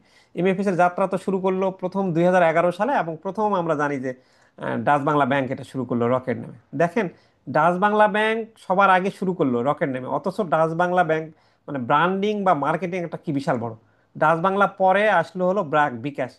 সেই বিকাশ এমন ভাবে মানে আপনার ব্র্যান্ডটাকে, অনেকে বলে যে আপনি এমন জায়গায় নিয়ে যাবেন যে আপনি আপনার প্রতিদ্বন্দ্বীরা যেন সেটা মানে ধার কাছেও না আসে। মানুষ এখন কিন্তু মোবাইল ফিনান্সিয়াল সার্ভিস মানে ব্র্যান্ডটা এমন পর্যায়ে চলে গেছে যে বিকাশটাকেই মানুষ মনে করে মোবাইল ফিনান্সিয়াল সার্ভিস। আমাদের মোটরসাইকেলের ক্ষেত্রে কিছু কিছু কোম্পানি এরকম মানে ব্র্যান্ডটা এই লেভেলের গেছে। যেমন মোটরসাইকেলের ক্ষেত্রে আমরা অনেক আগে 50 বছর আগে কি বলতাম? হুন্ডা। মোটরসাইকেল মানে গ্রামে বলতো। তো হুন্ডা তো একটা আলাদা কোম্পানির নাম। তো এইরকম তারপর একটা সময় চিন্তা করেন আপনি ভ্যাসলিনের ক্ষেত্রে মেরিল পেট্রোলিয়াম জেলি মানে এমন পর্যায়ে গেছিল গ্রামের দিকে, ভ্যাসলিন মানে মেরিল বুঝতো।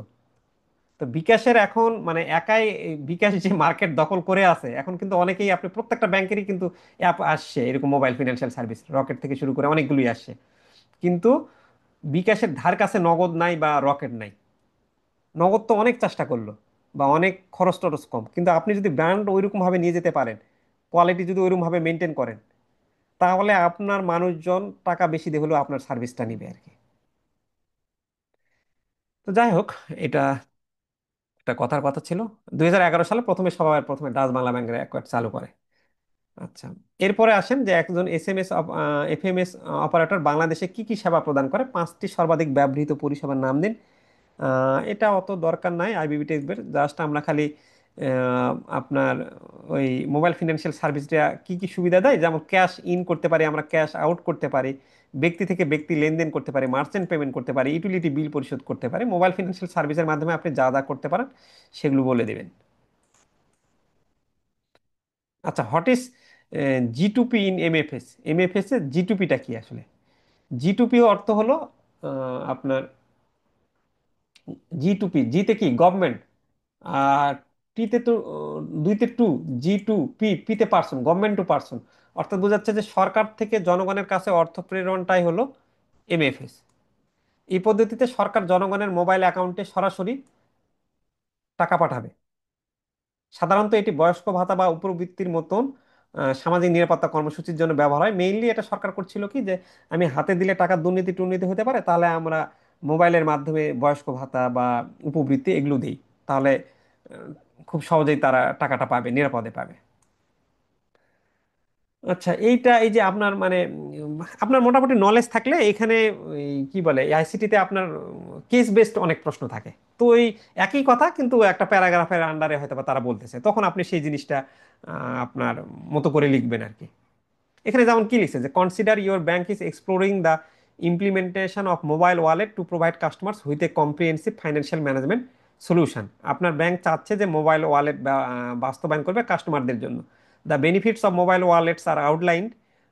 এখানে বলতেছে যে মোবাইল আউটলাইনের যে কি বলছে, মোবাইল ওয়ালেট যদি আপনার থাকে তাহলে এর ফলে আপনি কি করতে পারবেন? বিল পেমেন্ট করতে পারবেন, ফান্ড ট্রান্সফার করতে পারবেন, এক্সপেন্স করতে পারবেন ইত্যাদি।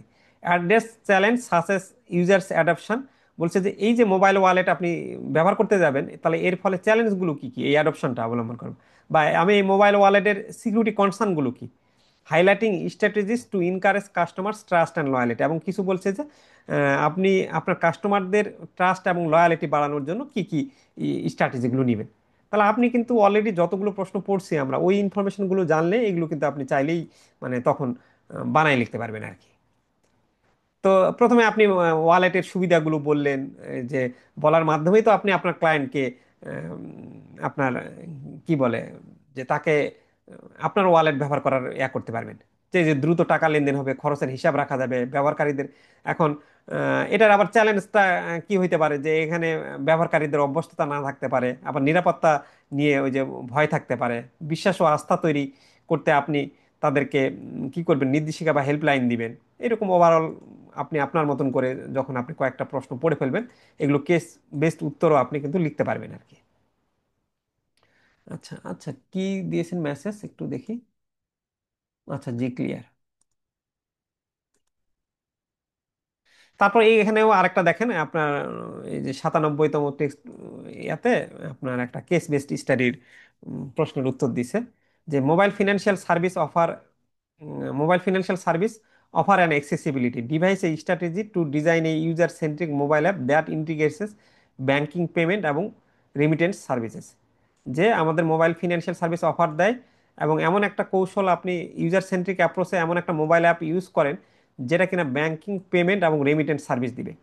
Discuss how the app can centre to diverse user demographic and use to foster financial inclusions. এবং আলোচনা করতে বলছে যে অ্যাপটা আপনার কিভাবে এই ডেমোগ্রাফিক তথ্য ব্যবহার করতে পারে, এবং যে ফস্টার ফিনান্সিয়াল ইনক্লুশন, ফিনান্সিয়াল যারা রিমোটে আছে তাদেরকে কিভাবে আমরা অন্তর্ভুক্ত করতে পারি। তো একটা সহজ অ্যাপ যদি আমরা ঠিকভাবে ডিজাইন করতে পারি, তাহলে এটা গ্রাম থেকে শহর সবাই উপকৃত হবে। আপনি ধরে নেন এমনিতেই তো টেকনোলজি বিষয়গুলো সবার কাছে একটু জটিল লাগে, কিন্তু সেটা যদি আপনি সহজ না করে জটিল করে ফেলেন, তাহলে কিন্তু ইউজাররা আপনার ব্যবহার করতে চাইবে না। ওই যে বলে না যে ইউজার ফ্রেন্ডলি আপনার অ্যাপ, বা ইউজার ফ্রেন্ডলি আপনি যে জিনিসটা ইউজ করতে চাচ্ছেন কম্পিউটারে হলেও, সেটা যেন ইজিলি মানুষজন বুঝতে পারে, আপনি এমনভাবে করেন। আমরা তো এখনো অনেক ব্যাংকাররাই বা বলেন অনেক বলেন আমরা নর্মালি আমরাই আপনাদের ক্লাস নিতে গিয়ে যখন দেখতেছি যে পিন মেসেজ দেখতে পারে না অনেকে, ঠিকমতো হোয়াটসঅ্যাপেই লিঙ্ক পাঠানো মানে গ্রুপ পাঠানো বা জয়েনিং রিকোয়েস্ট পাঠানোর ক্ষেত্রে মানে ছোট ছোট জিনিসগুলোই পারে না অনেকে। ইভেন আমরা যখন আমাদের বইগুলো অনেকে অর্ডার করতেছে, আমরা একটা ফর্ম দিচ্ছি, সেই ফর্মটাই পূরণ করতে পারছে না অনেকে। ফর্মটা পূরণ করতে পারছে না মানে কি, ওই ফর্মটা কপি করে তার এতে পেস্ট করে তারপর লিখতে হবে, কিন্তু সে ওটা না করে মানে নিজের মতন করে দিচ্ছে, ওটাও জানে না অনেকে হয়তো বা। তো এই যে এটা আমাদেরই দোষ হয়তো, বা এটা আমাদের কি মানে যেসব ব্যাংকাররা মানে আমি যে জিনিসটা বুঝতে চাচ্ছি যে আহ, মানে প্রত্যেকটা মানুষের কথা আপনাকে চিন্তা করতে হবে। তখন আপনাকে হয়তো বা এটা ভিডিও দিয়ে যে এইভাবে জিনিসটা করা যেতে পারে। অনেক সময় আমরা কি একটা জটিল কোনো কিছু জিনিসের জন্য সেটার ভিডিও থাকে না, সেরকম বিষয়টা হচ্ছে যে আপনার আপনাকে এই অ্যাপগুলো কি করতে হবে, সহজ ইন্টারফেস থাকতে হবে অ্যাপে। কি করতে হবে, বাংলা ভাষা এবং স্থানীয় ভাষার দরকার হলে সুবিধা থাকবে। হ্যাঁ, এক অ্যাপে আপনার ব্যাংকিং, বিল দেওয়া, রেমিটেন্স সব কিছু ফিচার থাকবে। সবাই তো আর ইংলিশ বুঝবে না। অ্যাপটা যদি এমন করতে পারেন যে অফলাইন বা নেট ছাড়াও চলবে, যেমন বিকাশ কি হচ্ছে আপনার নেট ছাড়াও চলতেছে, অফলাইন ইন্টারনেট ছাড়াও সে কিন্তু ওই যে 247 স্টার দিয়েই কিন্তু সে চলে যেতে পারছে। সেটা আপনার নিরাপদ কিন্তু সহজ লগ ইন রাখতে হবে, আর্থিক শিক্ষা এবং গাইডলাইন থাকবে। মানে আপনাকে ডিজাইন করতে বলছে একটা অ্যাপ, তাহলে ওই ডিজাইন অ্যাপ করতে গেলে আপনি কি কি বিষয়গুলো মাথায় রাখবেন। আচ্ছা, as per the MFS policy, mobile financial service policy, how much share A bank shall hold in the MFS. একটা ব্যাংক কতটুকু এমএফএস এ শেয়ার রাখবে আর কি। তো এমএফএস নীতিমালা অনুযায়ী একটা ব্যাংকে অবশ্যই একটি মোবাইল ফিনান্সিয়াল সার্ভিসে কোম্পানির অন্তত 50% শেয়ার ধারণ করতে হবে। এই নিয়মে নিশ্চিত করা হয় যে ব্যাংকটি সেবার নিয়ন্ত্রক। অর্থাৎ যদি একটি কোম্পানি এমএফএস কোম্পানির মোট 100টি শেয়ার থাকে, তবে ব্যাংকে অন্তত 51টি শেয়ার রাখতে হবে। আচ্ছা, ই কমার্সের ক্ষেত্রে নিম্নলিখিত গুলো সংজ্ঞায়িত করুন। বলছে যে ই কমার্স পেমেন্টের ক্ষেত্রে বা ই কমার্সের ক্ষেত্রে আমাদের এই যে এই বিভিন্ন শব্দ শুনি আমরা, card, payment gateway, acquiring and issuing bank, pin, CVV, CBC, payment association, authorisation বলতে কি বোঝেন, সেটেলমেন্ট কি, নস্ট্রো অ্যাকাউন্ট কি, এনপিএসবি কি, এগুলো আপনার সংক্ষেপে বলতে বলছে। আচ্ছা, কার্ট হচ্ছে কি, আমরা ওই যে আপনি যখন অনলাইনে পণ্য কিনতে যান, তখন কিন্তু আপনি যখন ওই পণ্যগুলো যেগুলো যেগুলো পণ্য সিলেক্ট করেন, তখন ওই কার্টে কি আপনার পণ্যগুলো রাখে না নর্মালি। আমরা কি বলে সুপার শপে গেলে কার্টে অনেকগুলো পণ্যগুলো ঝুড়িতে আগে রাখে, সেরকম অনলাইনেও আপনার কিন্তু কার্টে যে যে পণ্যগুলো জমা হয়েছে সেটাই তো আমাদের কার্ট বলে। তারপর পেমেন্ট গেটওয়েটা কি, যে গ্রাহক, বিক্রেতা এবং ব্যাংকের মাধ্যমে অনলাইন পেমেন্ট সম্পন্ন করে হলো এই পেমেন্ট গেটওয়ে। অ্যাকোয়ারিং ব্যাংক কি? অ্যাকোয়ারিং ব্যাংক হচ্ছে বিক্রেতার কাছ থেকে আহ, বিক্রেতার হয়ে বিক্রেতার হয়ে সে গ্রাহকের কাছ থেকে টাকা সংগ্রহ করবে। আর ইস্যুইং ব্যাংকটা যেটা হচ্ছে, যে ব্যাংক গ্রাহককে ডেবিট বা ক্রেডিট কার্ড দিয়েছে। আপনি যদি এবি ব্যাংকের কার্ড ব্যবহার করেন তাহলে হলো এবি ব্যাংক ইস্যুইং ব্যাংক। আর আপনি যখন আম, আপনার কাছ থেকে যখন অন্য ব্যাংক টাকা নিচ্ছে, গ্রাহকের কাছ থেকে যখন টাকা নিচ্ছে, সেটা হচ্ছে হলো অ্যাকোয়ারিং ব্যাংক। পিন তো নর্মালি আপনি জানেনই, এই জন্য আর ব্যাখ্যা করলাম না। সিসি সিবিবি কি? ওই যে আপনি দেখেন যে সিবিবি আপনার কার্ডের পিছনে 3 সংখ্যার নিরাপত্তা কোড, যেটা অনলাইন পেমেন্টে আমাদের ভেরিফিকেশন লাগে। সিবিবির অন্য নাম হলো সিবিসি, পেমেন্ট অ্যাসোসিয়েশন জানেন। অথরাইজেশন, ব্যাংক যখন লেনদেন যাচাই করে অনুমতি দেয়। পিন দিলে ব্যাংক যাচাই করে বলে লেনদেন ঠিক আছে। সেটেলমেন্ট কি? যখন টাকা গ্রাহকের ব্যাংক থেকে বিক্রেতার ব্যাংকে যাবে, সেটাই হলো সেটেলমেন্ট। আর নস্ট্রো অ্যাকাউন্ট আমরা শিখছি যে একটা দেশি ব্যাংকের বিদেশি ব্যাংকে রাখা বৈদেশিক মুদ্রার অ্যাকাউন্ট। এনপিএসবি তো আপনারা জানেন, ওই যে ব্যাংকে আমরা যখন এনপিএসবি করে টাকাটা পাঠাই। আচ্ছা, তারপর বলছে describe the process follow of payment in e commerce. ই কমার্সের পেমেন্ট প্রসেসটা আপনাকে বর্ণনা করতে বলছে। হ্যাঁ, তাহলে ই কমার্সের পেমেন্ট প্রক্রিয়া চলে ধাপে ধাপে, যেখানে গ্রাহক, বিক্রেতা আর ব্যাংক একসাথে যুক্ত থাকে। প্রতিটি ধাপে নিশ্চিত করা হয় যেন টাকা নিরাপদে এবং ঠিকভাবে যায়। আচ্ছা, ই কমার্সের আমাদের প্রথম সিস্টেমটা কি? গ্রাহক প্রথমে অর্ডার দেয়, ওই যে পছন্দের পণ্য কার্টে যোগ করে। তারপর পেমেন্ট তথ্য দেওয়া। ওখানে গিয়ে পেমেন্ট করার জন্য সে কি কার্ডের মাধ্যমে পেমেন্ট করবে নাকি না মোবাইল ওয়ালেটের মাধ্যমে পেমেন্ট করবে, সেটা তথ্য দেয়। এই তথ্য দিয়ে পেমেন্ট প্রক্রিয়া শুরু হয়। পেমেন্ট গেটওয়ের মাধ্যমে প্রক্রিয়া, পেমেন্ট গেটওয়ে তথ্য সংগ্রহ করে নিরাপদভাবে ব্যাংকে পাঠায়। এটি তথ্য ইনক্রিপ্ট করে হ্যাকিং থেকে রক্ষা করে। আচ্ছা, ব্যাংকের অনুমোদন, গ্রাহকের ব্যাংক ব্যালেন্স চেক করে লেনদেন মঞ্জুর বা বাতিল করে। মঞ্জুর হলে সেটি পেমেন্ট গেটওয়েতে জানে।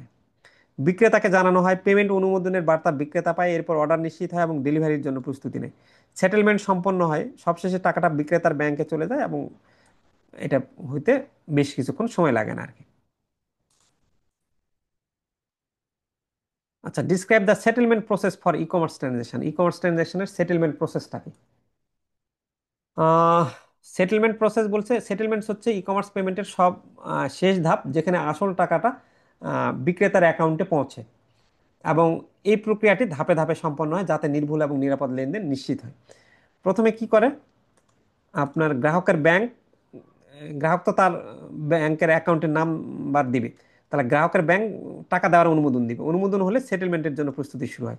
এরপর পেমেন্ট গেটওয়ে তথ্য পাঠায়। গেটওয়ে সব অনুমোদিত লেনদেন যেগুলো যেগুলো আসে একসাথে করে পাঠায়। এগুলো যে বিক্রেতার হয়ে যে ব্যাংক কাজ করবে, অ্যাকোয়ারিং ব্যাংক প্রক্রিয়ার জন্য পাঠানো হয়। অ্যাকোয়ারিং ব্যাংক কি করে? যে ভাই, এই ক্রেতার যে ব্যাংক ইস্যুইং ব্যাংকের কাছে অ্যাকোয়ারিং ব্যাংক বলে যে তুমি টাকা দাও আমাকে। আচ্ছা, ইস্যুইং ব্যাংক কি করে?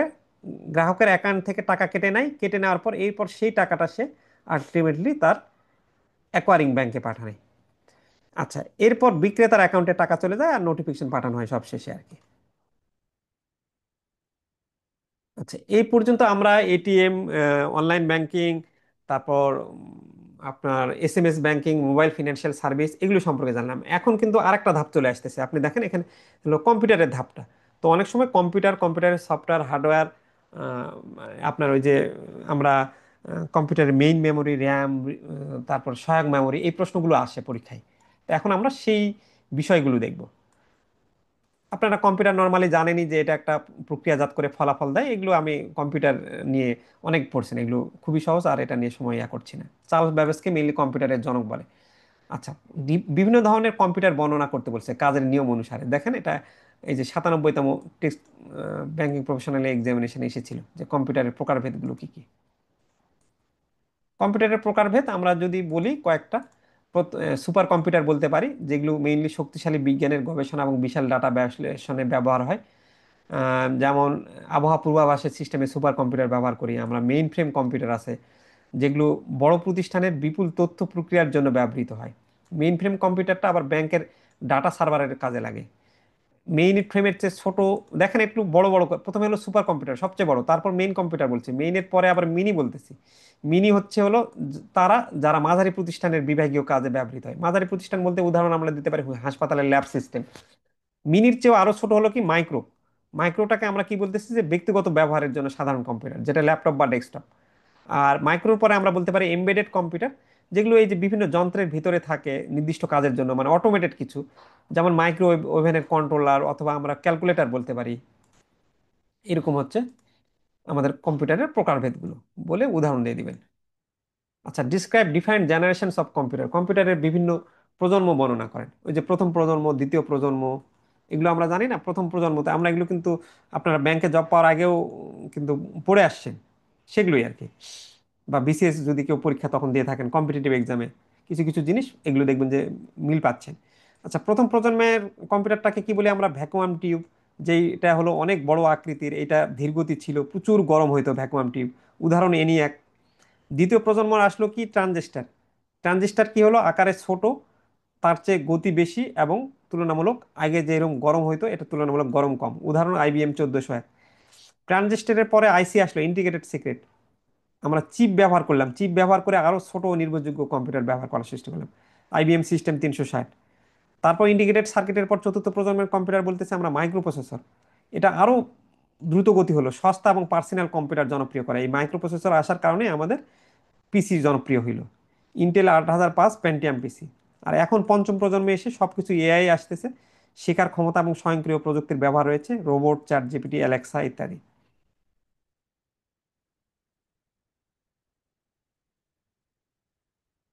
আচ্ছা, স্বাস্থ্য খাতে এবং শিক্ষা খাতের দক্ষতার উপর কম্পিউটারের প্রভাব নিয়ে আলোচনা করে, এটা আমি পড়তেছি না। এমনি কম্পিউটার আপনার এই রিলেটেড অনেক আলোচনা করলাম, কম্পিউটারের সুবিধাগুলো কি, সুবিধা অসুবিধাগুলো কি কি, সেগুলো শিক্ষা ও স্বাস্থ্য খাতে রিডিং পড়লেই পারবেন। আচ্ছা, different types of computer are analog, digital and hybrid, describe each of them. Text প্রশ্ন আইবিবির, যে বিভিন্ন ধরনের কম্পিউটার রয়েছে, অ্যানালগ কম্পিউটার, ডিজিটাল কম্পিউটার এবং হাইব্রিড কম্পিউটারের উদাহরণ দেন, এবং প্রত্যেকটা কম্পিউটারের কে বর্ণনা করেন। আচ্ছা, অ্যানালগ কম্পিউটার কি? ওই যে তাপমাত্রা, গতি, ভোল্টেজ ইত্যাদির উপর কাজ করে, উদাহরণ thermometer, speedometer.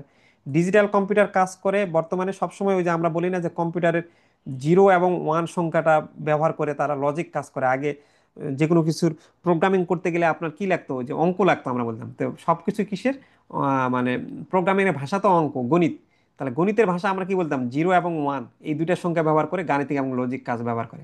Laptop, desktop, mobile. আর হাইব্রিড কম্পিউটার বৈশিষ্ট্যটা কি? সেখানে অ্যানালগও নিবে এবং ডিজিটালও নিবে, এখানে দুই ধরনের বৈশিষ্ট্য একসাথে থাকবে। ইসিজি মেশিন, বৈজ্ঞানিক যন্ত্রপাতি। আচ্ছা, based on size and capacity computer can be divided into super, আকার এবং ধারণ ক্ষমতার উপর ভিত্তি করে কম্পিউটারকে আমরা super computer, main frame computer, mini computer, micro কম্পিউটারে বিভক্ত করতে পারি। এগুলো কম্পিউটারের মধ্যে পার্থক্যগুলো কি কি?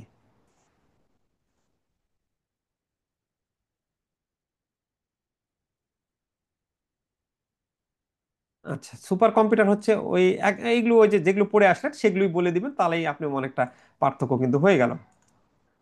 মাইক্রো কম্পিউটারকে পিসি বলা হয় কেন? হয় মাইক্রো কম্পিউটারস আর কল্ড অ্যাজ পিসি। মাইক্রো কম্পিউটারকে পিসি বলা হয় কারণ এটা ব্যক্তিগত ব্যবহারের জন্য তৈরি। পিসি এর অর্থ হলো, দেখেন, পার্সোনাল। একটু সময় দিবেন। পিসি অর্থ হলো পার্সোনাল কম্পিউটার। আর পার্সোনাল কম্পিউটারগুলো আমাদের কি হয়? একদমই ছোট, সস্তা এবং একজন ব্যবহারকারীর জন্য উপযোগী। বাসা, শিক্ষা এবং অফিসে ব্যবহার করার জন্য এগুলো খুব জনপ্রিয় হয়। 1981 সালে IBM তাদের পার্সোনাল কম্পিউটার চালু করে, এবং পার্সোনাল কম্পিউটার চালুর পর পিসি শব্দটা জনপ্রিয় হয়। ল্যাপটপ এবং ডেস্কটপ হলো মাইক্রো কম্পিউটার বা পিসি এর উদাহরণ।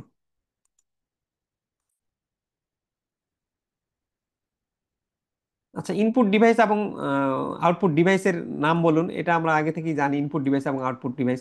প্রিন্টার, কিবোর্ড এবং মাউস কি সেটা বর্ণনা করুন। IBB টেস্ট 37 নম্বর প্রশ্নের উত্তর। তাহলে ইনপুট ডিভাইস পাঁচটা। ইনপুট ডিভাইসের আমরা জানি যে keyboard input device, mouse, scanner, microphone, touch screen. হুম, যেগুলোতে আপনি প্রথমে তথ্য দেন, নির্দেশনা দেন, সেগুলি তো আমাদের ইনপুট ডিভাইস। এখন এই মনিটর কি? মনিটর আউটপুট ডিভাইস, কারণ আপনি ইনফরমেশন দেওয়ার পর মনিটরে সেটা কিন্তু ডিসপ্লে হয়। প্রিন্টার, আপনি একটা ইনফরমেশন দেওয়ার পর প্রিন্টারে কিন্তু সেই কাগজটা বের হয়, তাহলে আউটপুট হইলো না?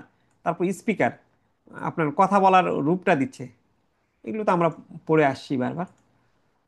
কিবোর্ড, মাউস, প্রিন্টার, এটা নিয়ে বলছে কিবোর্ড দিয়ে কি লেখালেখি করতে পারেন, মাউস দিয়ে আপনার আরেকটা ইনপুট ডিভাইস যেটা দিয়ে আপনি স্ক্রিনে কার্সর ঘোরাতে পারেন, ক্লিক। এই যে আমি যে এখন আপনাদের সঙ্গে এই কি বলে, মাউস দিয়ে তো এই কাজগুলো করতেছে, আমি দেখাচ্ছি আমার ক্লিক করতে পারছে, সিলেক্ট করতে পারছে, এটা কি মাউস?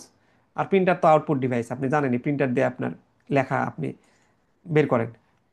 ডট ম্যাট্রিক্স প্রিন্টার এবং লেজার প্রিন্টারের মধ্যে পার্থক্যটা কি? আচ্ছা, ডট ম্যাট্রিক্স প্রিন্টার হচ্ছে হলো আপনি সূক্ষ্ম পিন দিয়ে রিবন আঘাত করে অক্ষর তৈরি করে, আর এখানে লেজার প্রিন্টার লেজার রশ্মি এবং টোনার দিয়ে প্রিন্ট করে। ডট ম্যাট্রিক্স প্রিন্টারের মান কম মানের, দাগ স্পষ্ট দেখা যায়, আর লেজার প্রিন্টার হচ্ছে উচ্চ মানের, লেখাগুলো পরিষ্কার এবং মসৃণ। ডট ম্যাট্রিক্স প্রিন্টারের ধীর গতি, এটা লেজার প্রিন্টার দুর্গতি।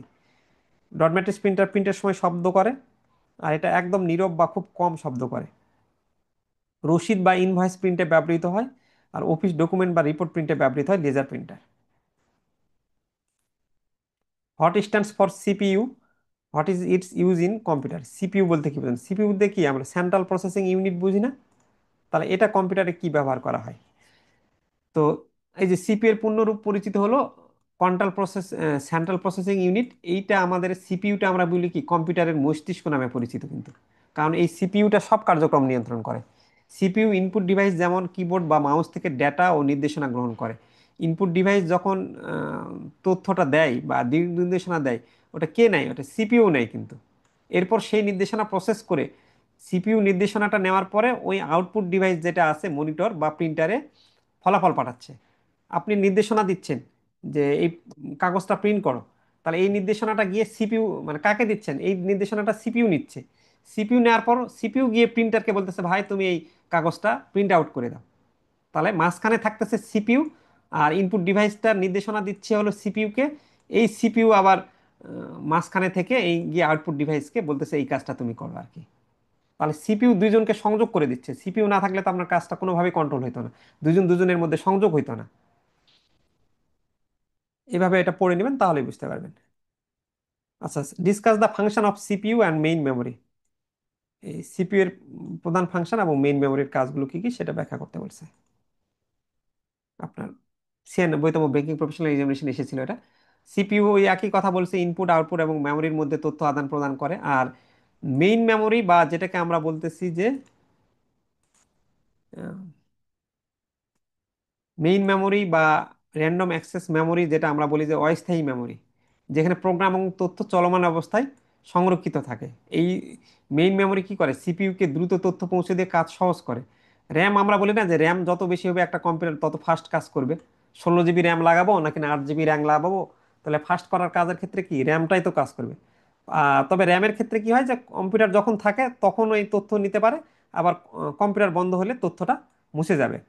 সিপিইউ এবং র্যাম একসাথে কাজ করে সব কার্যক্রম সম্পন্ন করে।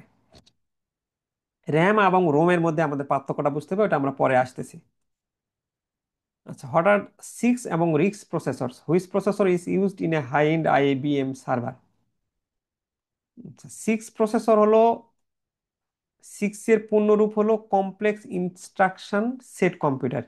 এই প্রসেসরগুলোতে অনেক জটিল কমান্ড থাকে যা এক নির্দেশেই অনেক কাজ করতে পারে। সাধারণত পার্সোনাল কম্পিউটার এবং ডেস্কটপে ব্যবহৃত হয়, তবে এগুলো ধীরগতির এবং বেশি বিদ্যুৎ খরচ করে। সিক্স। আর রিক্সের পূর্ণরূপ হচ্ছে রিডিউসড ইনস্ট্রাকশন সেট কম্পিউটার। এই রিক্সে আপনার কম এবং সহজ নির্দেশনা থাকে, যার ফলে এটা দ্রুত কাজ করে এবং কম পাওয়ার খরচ করে। যেখানে গতি এবং কার্য ক্ষমতা দরকার সেখানে আমরা রিক্স প্রসেসর ইউজ করব। আইবিএম হাই অ্যান্ড সার্ভারে রিক্স ভিত্তিক প্রসেসর, বিশেষ করে আইবিএম পাওয়ার সিরিজ ব্যবহার করা হয়, যা উচ্চ গতির, কম বিদ্যুৎ খরচ এবং বড় প্রতিষ্ঠানের কাজের জন্য এটা কার্যকর পারফরমেন্স দেয়। আচ্ছা, এই প্রশ্নটা আমরা ভালো করে পড়বো, এটা যদিও ফিফথে চলে আসছে এবার, খুব বেশি না ইম্পর্টেন্ট হবে, বাট তা ওভারঅল আইডিয়া রাখবেন যদি অন্যভাবে প্রশ্নটা চলে আসতে পারে, কারণ কম্পিউটার মেমোরি সিপিইউ এগুলো একটু ভালো করে পড়তে হবে এই চ্যাপ্টার থেকে। এই রিলেটেড কিন্তু প্রশ্ন আসে, দেখলেন যে কম্পিউটার মেমোরি বলতে কি বোঝেন আপনার, different types of computer memory বলেন। তা কম্পিউটার মেমোরির কি দুই ধরনের না, আমরা একটা জানি প্রাইমারি মেমোরি, আর একটা হলো সেকেন্ডারি মেমোরি। ওটাই ব্যাখ্যা করতে বলছে, বা ডিফারেন্স বিটুইন এই প্রাইমারি মেমোরি সেকেন্ডারি মেমোরির মধ্যে প্রায় সময় প্রশ্নটা আসে। আচ্ছা, কম্পিউটার মেমোরিকে আমরা একটা প্রাইমারি মেমোরি বা মূল মেমোরি বলে চালু করছি, আর একটা হলো সেকেন্ডারি মেমোরি। এখন এটা কম্পিউটার চালু থাকা অবস্থায় ডেটা সাময়িকভাবে সংরক্ষণ করে, আর সেকেন্ডারি মেমোরিতে আপনার ডাটা অনেক দিন ধরে থাকে, সংরক্ষণ করে। কিসের কারণে? আপনি একটু উদাহরণটা যদি দেখেন, সেকেন্ডারি মেমোরির উদাহরণ হচ্ছে হলো পেন ড্রাইভ বা আপনার সিডি বা আপনার হার্ড ডিস্ক, এই চিন্তা করেন এখন এই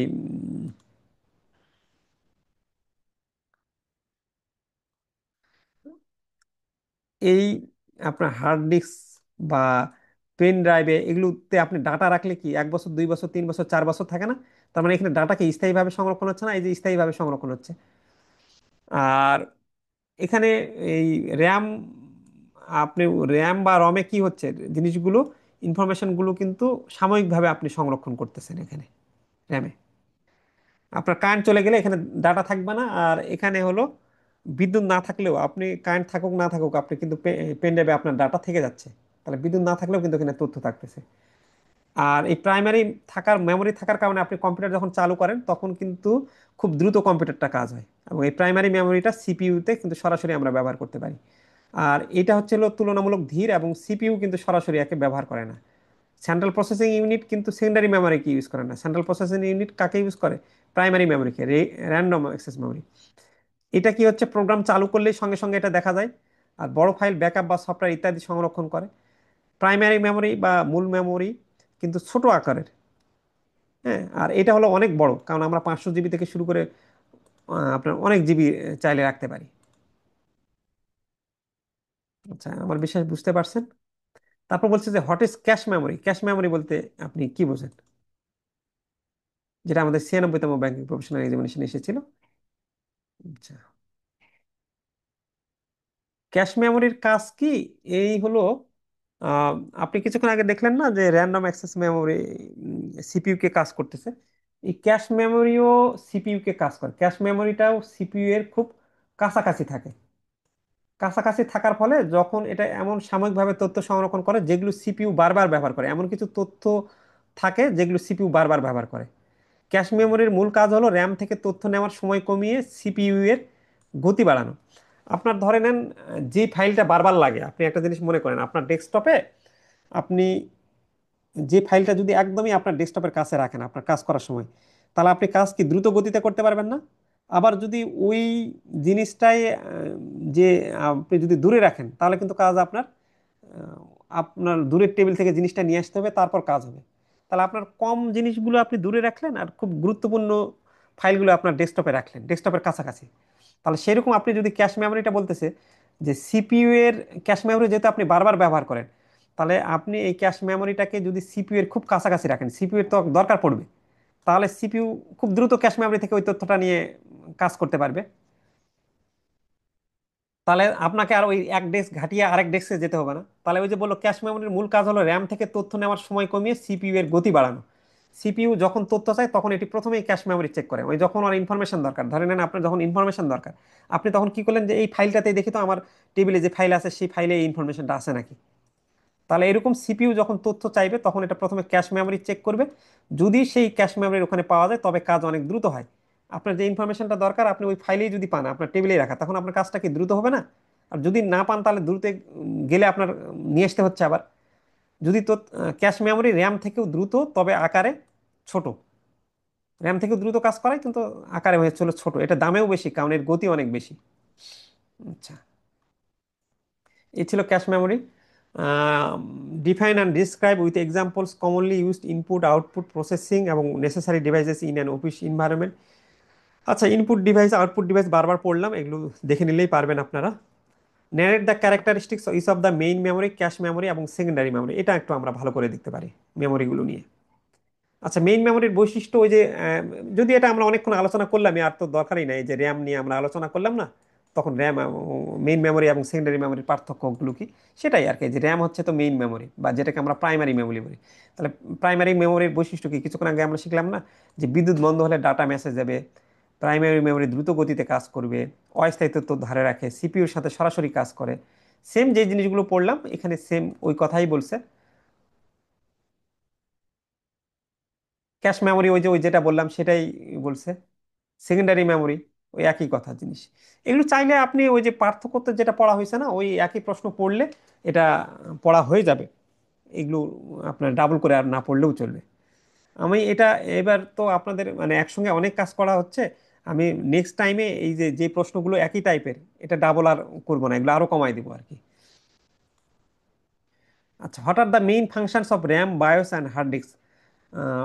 র্যাম, বায়োস এবং হার্ড ডিস্কের প্রধান ফাংশনগুলো কি কি বলছে। তাহলে র্যাম, এই যে আপনি এতক্ষণ ধরে কম্পিউটারের প্রধান মেমোরি যেটা শিখলেন, এই র্যামের কাজ আপনি এটা শিখে যায়, মানে আমরা আলোচনা করলাম এটা পারবেনি। খালি বায়োসটা দেখি আমরা। বায়োস হলো মাদারবোর্ডে থাকা একটা ফার্মওয়্যার যা কম্পিউটার চালু হওয়ার সাথে সাথে কাজ শুরু করে। বায়োসটা থাকে কোথায়? মাদারবোর্ডে থাকে। তাহলে এটা কি করে? কম্পিউটার চালুর সময় পোস্ট, যেটা বলে পাওয়ার অন সেলফ টেস্ট করে। অপারেটিং সিস্টেম লোড করতে সাহায্য করে বায়োস। কিবোর্ড, ডিসপ্লে ইত্যাদি হার্ডওয়্যার কন্ট্রোল করে বায়োস। আপনি কম্পিউটার চালু করলে বায়োস প্রথমে কি করে? হার্ডওয়্যার চেক করে তারপর উইন্ডোজটা চালু করে। আর হার্ড ডিস্কটা আপনি তো জানেনই, হার্ড ডিস্কের কাজ হলো কি, যে যেখানে ডাটা স্টোরেজ ডিভাইস থাকবে, এটা হলো মূল স্থায়ী একটা আপনার মেমোরি। ফাইল, প্রোগ্রাম, আপনি ছবি দীর্ঘদিন ধরে রাখেন, পাওয়ার বন্ধ হলেও হার্ড ডিস্ক নষ্ট হবে না। কারণ ওই যে কম্পিউটারে হার্ড ডিস্ক থাকার কারণেই তো আপনি যে ছবিগুলো রাখছেন, গানগুলো রাখছেন, নষ্ট হচ্ছে পরে আপনি যখন কম্পিউটার অন করতেছেন তখন তো ওই ছবি, গান টান যা রাখতেছেন ওগুলো দেখতে পাচ্ছেন। তাহলে ওই সব জিনিস, মেমোরিগুলো কোথায় জমা হয়? হার্ড ডিস্কে জমা হয়। তাহলে হার্ড ডিস্ক স্থায়ীভাবে না। যেটা জিনিস হয় যে এটা আপনাদের ক্লাসগুলো শুনতে শুনতে জিনিসগুলো শোনা হয়ে যাচ্ছে, মুখস্থ হয়ে যাচ্ছে প্যারা ছাড়াই ক্লাসে। পরে খালি একটু 1 ঘন্টা একটু just সময় দিবেন। আচ্ছা, তারপর বলছে যে floppy disk, hard disk, CD এবং পেন ড্রাইভের মধ্যে মেইনলি পার্থক্যগুলো কি কি। ফ্লপি ডিস্ক হচ্ছে ওই যে অনেক আগের, খুব কম, 1.44 MB, মানে অনেক আগের। তারপর হার্ড ডিস্ক তো ধারণ ক্ষমতা অনেক বেশি। সিডির ধারণ ক্ষমতা অনেক কম। আমরা একটা সিডিতে কয়টা, একটা মুভি রাখতে পারতাম বা কিছু 10-12টা গান রাখতাম আমরা আগে যখন দেখছি, 700 MB মতো জায়গা ধরে। আর এখানে হার্ড ডিস্কের টেরাবাইট পর্যন্ত। ফ্লপি ডিস্ক হচ্ছে সিডিরও আগের, একদমই প্রথম যখন ইনফরমেশন মানে রাখা হতো তখন এই ফ্লপি ডিস্কে মাত্র দেখেন কত এমবি, 1.44 MB। তার মানে আপনার 10টা ছবিও আপনি ফ্লপি ডিস্কে রাখতে পারবেন না। আর পেন ড্রাইভ হচ্ছে অনেক বেশি। পেন ড্রাইভ এখন অনেক পাওয়া যাচ্ছে, 500 GB পর্যন্ত আমরা এক একটা পেন ড্রাইভের পাচ্ছি। ফ্লপি ডিস্ক খুব ধীর, একেবারে অনেক আগের যেহেতু। হার্ড ডিস্ক দ্রুত গতি। সিডির গতিটা তুলনামূলক হার্ড ডিস্কের চেয়ে মাঝারি কম হবে। আর পেন ড্রাইভের গতিও খুব দ্রুত। বহনযোগ্য ফ্লপি ডিস্ক কিন্তু ভেঙ্গুর। হার্ড ডিস্ক সহজে মানে কম্পিউটারের ভিতরে থাকে যেহেতু, তাহলে আমরা এটা সহজে যেখানে সেখানে নিতে পারি না। সিডি তো ছোট একটা জিনিস, সহজে বহনযোগ্য করতে পারে। আর পেন ড্রাইভ তো আরও আসলে খুব সহজে বহনযোগ্য করতে পারি। আচ্ছা, এভাবে একটু দেখে নেবেন, এগুলো পারবেন। আচ্ছা, what is operating system? Describe the major functions of operating system. Operating সিস্টেমের মেজর ফাংশনগুলো কি কি সেগুলো আলোচনা করতে বলছে আপনার। তাহলে অপারেটিং সিস্টেম আমরা জানি তো যে এমন একটা সিস্টেম সফটওয়্যার যেটা কম্পিউটারের মেইনলি সকল কাজ নিয়ন্ত্রণ করে। যে এই যে উইন্ডোজ, আমাদের উইন্ডোজ যে মানে একটা কম্পিউটার যে চলবে, কম্পিউটারের যে অন্যান্য সফটওয়্যারগুলো চলবে এবং হার্ডওয়্যার যে চলবে, সেগুলো কি এই যে উইন্ডোজ সফটওয়্যার ছাড়া আপনি কি কম্পিউটার চালাতে পারবেন? আমরা বলি না উইন্ডোজ 10 বা উইন্ডোজ 11। তো এটাই তো হলো তো একটা অপারেটিং সিস্টেম। তো এই অপারেটিং সিস্টেম ব্যবহারকারী এবং হার্ডওয়্যারের মধ্যে সংযোগ তৈরি করে। আপনার কম্পিউটার যতই, আপনি একটা পার্সোনাল কম্পিউটার কিনে নিয়ে আসলেন, তারপর মনিটর নিয়ে আসলেন, কিন্তু সেই মনিটরে যতক্ষণ পর্যন্ত না আপনি উইন্ডোজ সফটওয়্যার চালু করতেছেন, এই অপারেটিং সফটওয়্যার চালু করতেছেন, ততক্ষণ পর্যন্ত কিন্তু আপনার হার্ডওয়্যার কাজ করবে না। তাহলে এই যে এই জন্য বলছে অপারেটিং সিস্টেম ছাড়া কম্পিউটার ঠিকমতো কাজ করতে পারে না। তাহলে অপারেটিং সিস্টেমের প্রধান কাজ কি? প্রসেস ম্যানেজমেন্ট করা, কোন কোন প্রোগ্রাম চলবে তা ঠিক করে। একাধিক প্রোগ্রাম একসাথে চললে তাদের গতি নিয়ন্ত্রণ করে। এই যে উইন্ডোজ, আপনি একাধিক প্রোগ্রাম বলতে আপনি হয়তোবা একটাতে মাইক কি বলে ওয়ার্ডে লিখতেছেন, তারপর আপনি কম্পিউটারের সাথে আপনি গানও শুনবেন, গানও ছাড়িয়ে দিচ্ছেন। তাহলে কে কতটুকু স্পিড পাবে? একসঙ্গে আপনি কম্পিউটারে 3-4টা মাল্টিটাস্কিং করতেছেন, তাহলে কে কতটুকু স্পিড পাবে এটা কিন্তু এই অপারেটিং সিস্টেম নির্ধারণ করে দেয়। এবং আপনি এই যে কম্পিউটার যখন হ্যাক হয়ে যায় তখন আপনি দেখবেন যে কন্ট্রোল অল্টার ডিলিট দিলে ওখানে কিন্তু কে কতটুকু পার্সেন্টেজ নিছে সেটা কিন্তু দেখা যায়। সিপিইউর সময় কে কত পাবে তা নির্ধারণ করে এই অপারেটিং সিস্টেম। আচ্ছা, মেমোরি ম্যানেজমেন্ট। মেমোরি ম্যানেজমেন্টের কাজটা হচ্ছে হলো কম্পিউটারের র্যাম কোথায় ব্যবহার হবে তা নিয়ন্ত্রণ করে, ওই একাধিক প্রোগ্রামের মধ্যে ভাগ করে দেয়। ফাইল সিস্টেম ম্যানেজমেন্ট, ফাইল সংরক্ষণ, পড়া, লেখা, মুছে ফেলা, নামকরণ ইত্যাদিতে কাজ করে। আমরা ফাইলগুলোর নাম দেওয়ার ক্ষেত্রেও লিখি না, সেটা ওই অপারেটিং সিস্টেম কাজ করে। ফাইলগুলো সঠিকভাবে ডিস্কে সেভ করে, তারপর সেগুলো নিরাপত্তা বজায় রাখে অপারেটিং সিস্টেম। এই হচ্ছে হলো অপারেটিং সিস্টেমের কাজ। ডিভাইস ম্যানেজমেন্ট করে দেয়, ইউজার ইন্টারফেস করে, নিরাপত্তা এবং অনুভূতি নিয়ন্ত্রণ করে, নেটওয়ার্কিং সাপোর্ট করে। এরকমভাবে দেখে নেবেন সফটওয়্যার এবং হার্ডওয়্যারের সংজ্ঞা। হার্ডওয়্যার হলো কম্পিউটারের এমন অংশ যেগুলো আমরা দেখতে ও ছুঁতে পারি। হার্ডওয়্যারের মধ্যে কি, হার্ডওয়্যার ছাড়া কম্পিউটার চলতে পারবে? হার্ডওয়্যারের উদাহরণ হলো এই যে মনিটর, কিবোর্ড বা সিপিইউ, প্রিন্টার, মাউস, এগুলো হলো হার্ডওয়্যার। তারপর পিসির ভিতরে অনেক কিছু জিনিস থাকে না, মাদারবোর্ড টাদারবোর্ড, এগুলি তো হার্ডওয়্যার। আর সফটওয়্যার আপনার একটা নির্দেশনার সমষ্টি যা হার্ডওয়্যারকে কি করতে হবে, কি করতে হবে তা বলে। সফটওয়্যার গিয়ে বলে হার্ডওয়্যারকে যে তুমি এটা কাজ করো। সফটওয়্যার এটি হার্ডওয়্যারের মতো দেখা যায় বা ছোঁয়া যায় না, আমরা সফটওয়্যারকে কিন্তু দেখতে পারি না, কিন্তু এর কাজ অত্যন্ত গুরুত্বপূর্ণ। আর সফটওয়্যার দুই ধরনের, একটা হলো সিস্টেম সফটওয়্যার, একটা হলো অ্যাপ্লিকেশন সফটওয়্যার। এই যে উদাহরণ হলো কি, এই যে Windows operating system, MS Word, Excel, web browser, এগুলো বিভিন্ন কিন্তু সফটওয়্যার। এই সফটওয়্যার না থাকলে আপনি আবার হার্ডওয়্যার কিন্তু কাজ করতে পারবে না কোনো। শুধু হার্ডওয়্যার তো একাই কাজ করতে পারে না।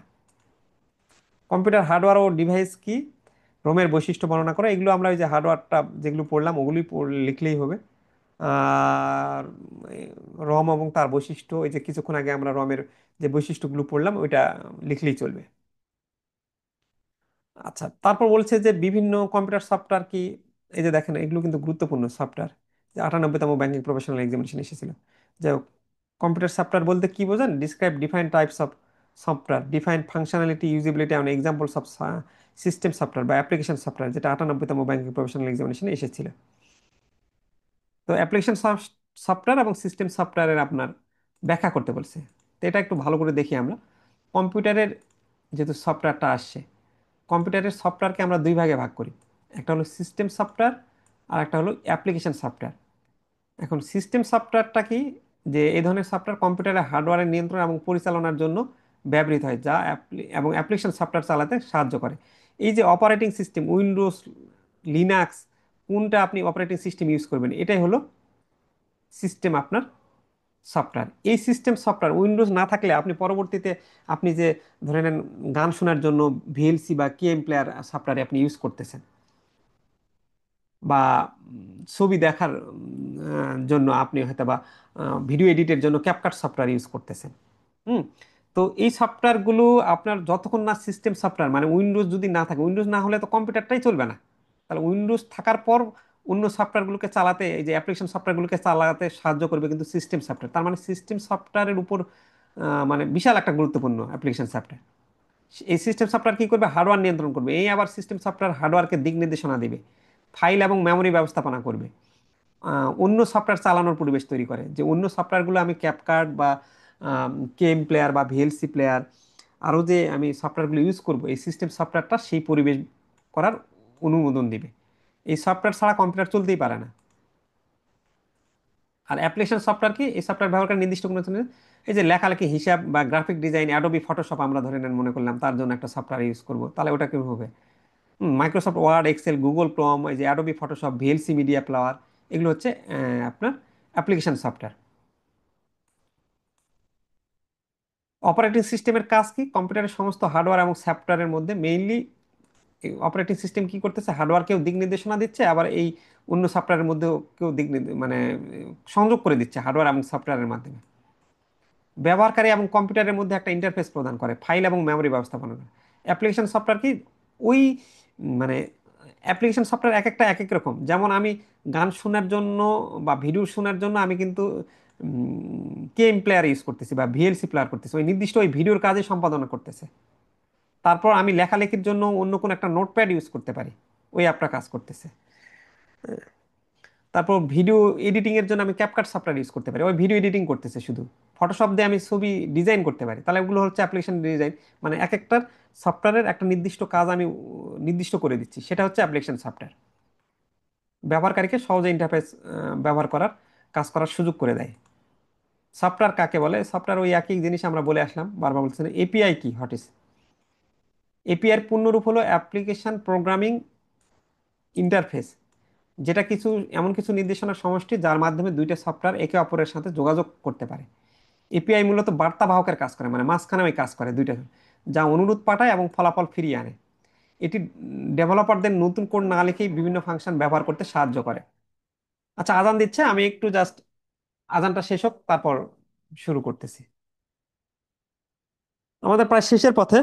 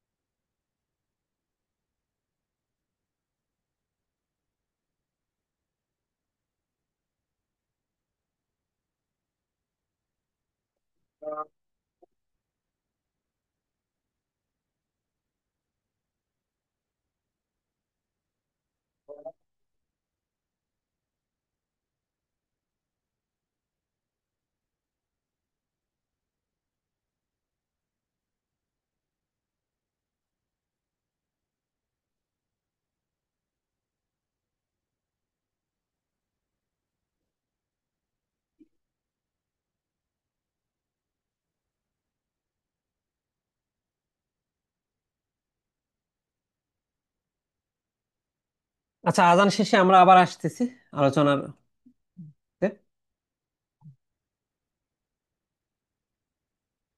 শুনতে পাচ্ছেন আপনারা? ক্লাস কি বোঝা যাচ্ছে এই পর্যন্ত যেগুলো আলোচনা করা হয়েছে?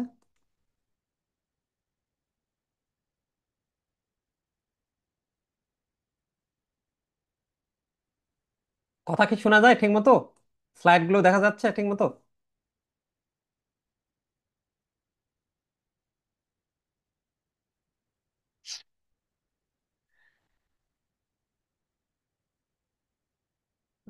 আজকে কয়টা চ্যাপ্টার হবে? আজকে আমরা মেইনলি ফার্স্ট চ্যাপ্টারটাই কমপ্লিট করি আর কি। দেখি, এটাই। এতগুলো একসাথে লোড নেওয়া যাবে না। আচ্ছা, এরপর আসেন যে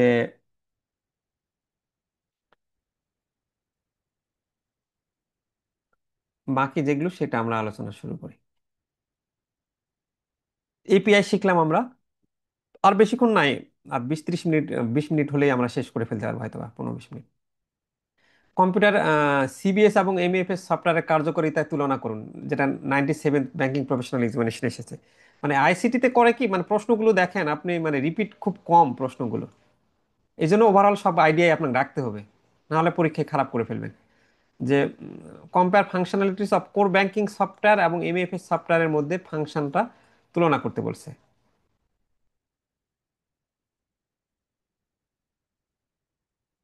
তাহলে আমাদের কোর ব্যাংকিং সফটওয়্যার এবং মোবাইল ফিনান্সিয়াল সার্ভিসের মধ্যে তুলনা। উদ্দেশ্যটা কি? কোর ব্যাংকিং সফটওয়্যারের ব্যাংকের সব শাখার কার্যক্রম পরিচালনার জন্য আমরা ব্যবহৃত হই। আর এমএফএস তো মোবাইলে আর্থিক সেবা দিতে ব্যবহৃত হয়। কোর ব্যাংকিং সফটওয়্যার আমরা কি করি? ব্যাংকের স্টাফ এবং অভ্যন্তরীণ সিস্টেম এটা আমাদের ব্যবহার করা হয়। মানে এটার ইউজার কারা? Core banking software. Core banking software user তো স্বাভাবিকভাবে ব্যাংকের কার্যক্রম জন্য যেহেতু করছি, তাহলে ব্যাংকের স্টাফ এবং ইন্টারনাল ইউজারের জন্যই তো ব্যবহার করব। আর মোবাইল ফিনান্সিয়াল সার্ভিস এই সফটওয়্যার তো সাধারণ মানুষ, মোবাইল অ্যাপ সবাই ব্যবহার করে। এখানে প্রবাসযোগ্যতা কি? ব্যাংকের সার্ভারের এক্সেস লাগবে, না হলে কোর ব্যাংকিং সফটওয়্যারে যে কেউ ইউজ করতে পারবে না। আর এখানে যে কোনো স্থান থেকেই মোবাইল দিয়ে ব্যবহার করা যাবে এমএফএস। লেনদেনের ধরন, কোর ব্যাংকিং সফটওয়্যারে কিন্তু আমরা বড় অঙ্কের এবং জটিল লেনদেন পরিচালনা করতে পারি। মোবাইল ফিনান্সিয়াল সার্ভিসে আপনি কি 250-100 পর্যন্ত আপনি অধিক সংখ্যক লেনদেন পরিচালনা করতে পারছেন। যেমন ফিনাকল একটা কোর ব্যাংকিং সফটওয়্যার আমরা বলতেছি, আর বিকাশ ও নগদ হলো এমএফএস সফটওয়্যারের উদাহরণ। মাদারবোর্ড কাকে বলে? মাদারবোর্ড হলো কম্পিউটারের প্রধান সার্কিট বোর্ড। এখানে আমরা ওই যে কম্পিউটারের যেগুলো CPU, RM, hard disk, power supply, input output device যুক্ত থাকে না, মাদারবোর্ডে তো সব তথ্যগুলো মানে একসাথে ইনক্লুড করা থাকে। বিভিন্ন গ্রাফিক্স কার্ড, সাউন্ড কার্ড, বিভিন্ন স্লট থাকে মাদারবোর্ডে। মাদারবোর্ড ছাড়া কম্পিউটার কাজ করতে পারে না। উদাহরণ, ডেস্কটপ সিপিইউর ভিতরে বড় বড় সবুজ বোর্ডটাই হলো মাদারবোর্ড। বক্সের ভিতরে যেটা থাকে সেটাই তো মাদারবোর্ড, মাদারবোর্ডে তো থাকে। আচ্ছা, why an USP is used with a computer. কম্পিউটারের সাথে ইউএসপি কেন ব্যবহার করা হয়? ইউপিএস ব্যবহার করা হয় কেন? ইউপিএস ওই যে আপনি অনেক সময় আপনার কারেন্ট চলে গেল, কারেন্ট চলে যাওয়ার কারণে আপনি ডাটাটা সেভ দেন নাই, পারলেন না, গুরুত্বপূর্ণ তথ্য আপনি সেভ দিতে পারেন নাই, কিন্তু কারেন্ট চলে গেলেও ইপিএস থাকার কারণে কি আপনি আপনার ব্যাকআপ দিচ্ছে, আধা ঘন্টা বা 1 ঘন্টা আপনি কাজটা করছেন, গুরুত্বপূর্ণ কাজটা কমপ্লিট করতে পারছেন। ওটাই তো, ওটাই লিখছে। What are the difference between system software এবং অ্যাপ্লিকেশন সফটওয়্যারের মধ্যে পার্থক্যটা কি? তো ওই যে আমরা সিস্টেম সফটওয়্যার এবং অ্যাপ্লিকেশন সফটওয়্যার পড়ে ফেললাম ভালো করে, ওখানেই অনেকটা হয়ে গেছে, তারপরে এখানে আমরা একটু দেখাই যে সিস্টেম সফটওয়্যারটা আমি বারবার বলতেছি যে হার্ডওয়্যার এবং সিস্টেম পরিচালনা করবে, আর অ্যাপ্লিকেশন সফটওয়্যার কি করবে, নির্দিষ্ট অ্যাপ্লিকেশন সফটওয়্যারের কাজ ওই যে নির্দিষ্ট গান শোনানো বা আপনার যার যেটা কাজ। এটা সিস্টেম সফটওয়্যারটা কম্পিউটার ওপেন করলেন, ওপেন করা মাত্রই কিন্তু সে ব্যাকগ্রাউন্ড থেকেই মানে চলা শুরু করলো। আর অ্যাপ্লিকেশন সফটওয়্যারটা আপনি যতক্ষণ পর্যন্ত না ভিএলসি বা কে মিডিয়া প্লেয়ার বা অ্যাডোবি রিডার চালু করতেছেন ততক্ষণ কিন্তু সে চলতেছে না। আপনি ইউজার ব্যবহার করলে অ্যাপ্লিকেশন সফটওয়্যার শুরু হবে। আর সিস্টেম সফটওয়্যারটা কম্পিউটার তো ওই যে উইন্ডোজ ছাড়া চলবেই না, অপরিহার্য। আর সিস্টেম সফটওয়্যার ছাড়া চলতে পারে, আর এই সিস্টেম সফটওয়্যারটা মানে অ্যাপ্লিকেশন সফটওয়্যারটা এই সিস্টেম সফটওয়্যার ছাড়া আবার চলতে পারবে না। মানে এই নির্ভরতা কি, কম্পিউটার চালানোর জন্য সিস্টেম সফটওয়্যার অপরিহার্য। আর অ্যাপ্লিকেশন সফটওয়্যার আবার কার উপর নির্ভর? সিস্টেম সফটওয়্যারের উপর নির্ভর। উদাহরণ উইন্ডোজ লিনাক্স। অ্যাপ্লিকেশন সফটওয়্যার উদাহরণ MS Word, Excel, Photoshop. Computer চালুর সাথে সাথে চালু হয় বাস্তব ব্যবহার। আর আমি যখন টাইপ করব বা এক্সেল শিট করব তখন এটা ব্যবহার হবে, যা বলছে। শুনতে শুনতে কিন্তু মুখস্থ হয়ে যাবে এটা জিনিসগুলো। হঠাৎ the functionalities of an operating system, operating সিস্টেমের কাজগুলো কি? তাহলে ওই যে অপারেটিং সিস্টেম মানে উইন্ডোজ সফটওয়্যার, আর কি কাজ করবে, ওই প্রসেস ম্যানেজমেন্ট করবে, মেমোরি ম্যানেজমেন্ট করবে, আমরা পড়লাম এর আগে, ফাইল ম্যানেজমেন্ট করে দিবে, ডিভাইস ম্যানেজমেন্ট, ইউজার ইন্টারফেস, নিরাপত্তা নিয়ন্ত্রণ, এরকম ভাবে কাজগুলো করবে। আচ্ছা, এখানে যেই কেস স্টাডি আছে যেইগুলো আলোচনা করলাম এগুলো দেখলেই পারবেন, এগুলো নিয়ে আর এত সময় করছি না। প্রোগ্রামের সাথে ডাটাবেস ব্যবহার করা হয় কেন, হয় database used along with a program. Database আপনি যদি ডাটাবেস না রাখেন তাহলে তো আপনি অনেক ডাটা রাখতে পারবেন না। প্রোগ্রামে তো অনেক তথ্য রাখতে হয় যা সাধারণভাবে রাখা কঠিন। তারপর দরকারি তথ্য আপনি সহজে খোঁজার জন্যও ডাটাবেস করেন, ডাটাবেস দিয়ে ঠিক যেটা দরকার সেটা আপনি সহজে পাবেন। পুরো ফাইল আপনার খুঁজতে হবে এমন কিন্তু না। ডাটাবেসটা আমরা ইউজ করি ভুল কমানোর জন্য, একাধিক ব্যবহারকারীকে আমাদের সুবিধা দেওয়ার জন্য ডাটাবেসটা ইউজ করে, তথ্য নিরাপদে রাখার জন্য। আচ্ছা, ব্যাংকে ডিবিএমএস এর ব্যবহার কি? একটি ব্যাংকের নাম, পদবি, আইডি, বেতন সহ তথ্য সহ কর্মচারী রয়েছে, উদাহরণ সহ একটি সাধারণ ডাটাবেস টেবিল আঁকুন যেখানে আইডি প্রাথমিক কি। What is the use case of, এটা এই ধরনের আসবে না, ওই ডাটাবেস ম্যানেজমেন্ট ইউজ করতে গেলে আপনি কিভাবে করবেন। তো ডাটাবেস ম্যানেজমেন্টের জন্য এই যে এরকম একটা উদাহরণ দিছে যে রহিমউদ্দিন, সে শাখা ব্যবস্থাপক, তার বেতন নাম, এরকম প্রত্যেকেরই নাম সহ আপনি একটা এই যে তাকে আইডি প্রাইমারি কি দিয়েছেন, পরবর্তীতে আপনি এই যে এই নাম্বার দিয়ে সার্চ দিলে তখন সঙ্গে সঙ্গে তার ইনফরমেশনগুলো চলে আসবে। এভাবেই আপনার কিন্তু ডাটাবেস ম্যানেজমেন্ট সিস্টেম ব্যাংকে ব্যবহার করা হয় গ্রাহক কর্মীদের তথ্য সঠিকভাবে সংরক্ষণ, ব্যবস্থাপনা এবং নিরাপদ রাখতে।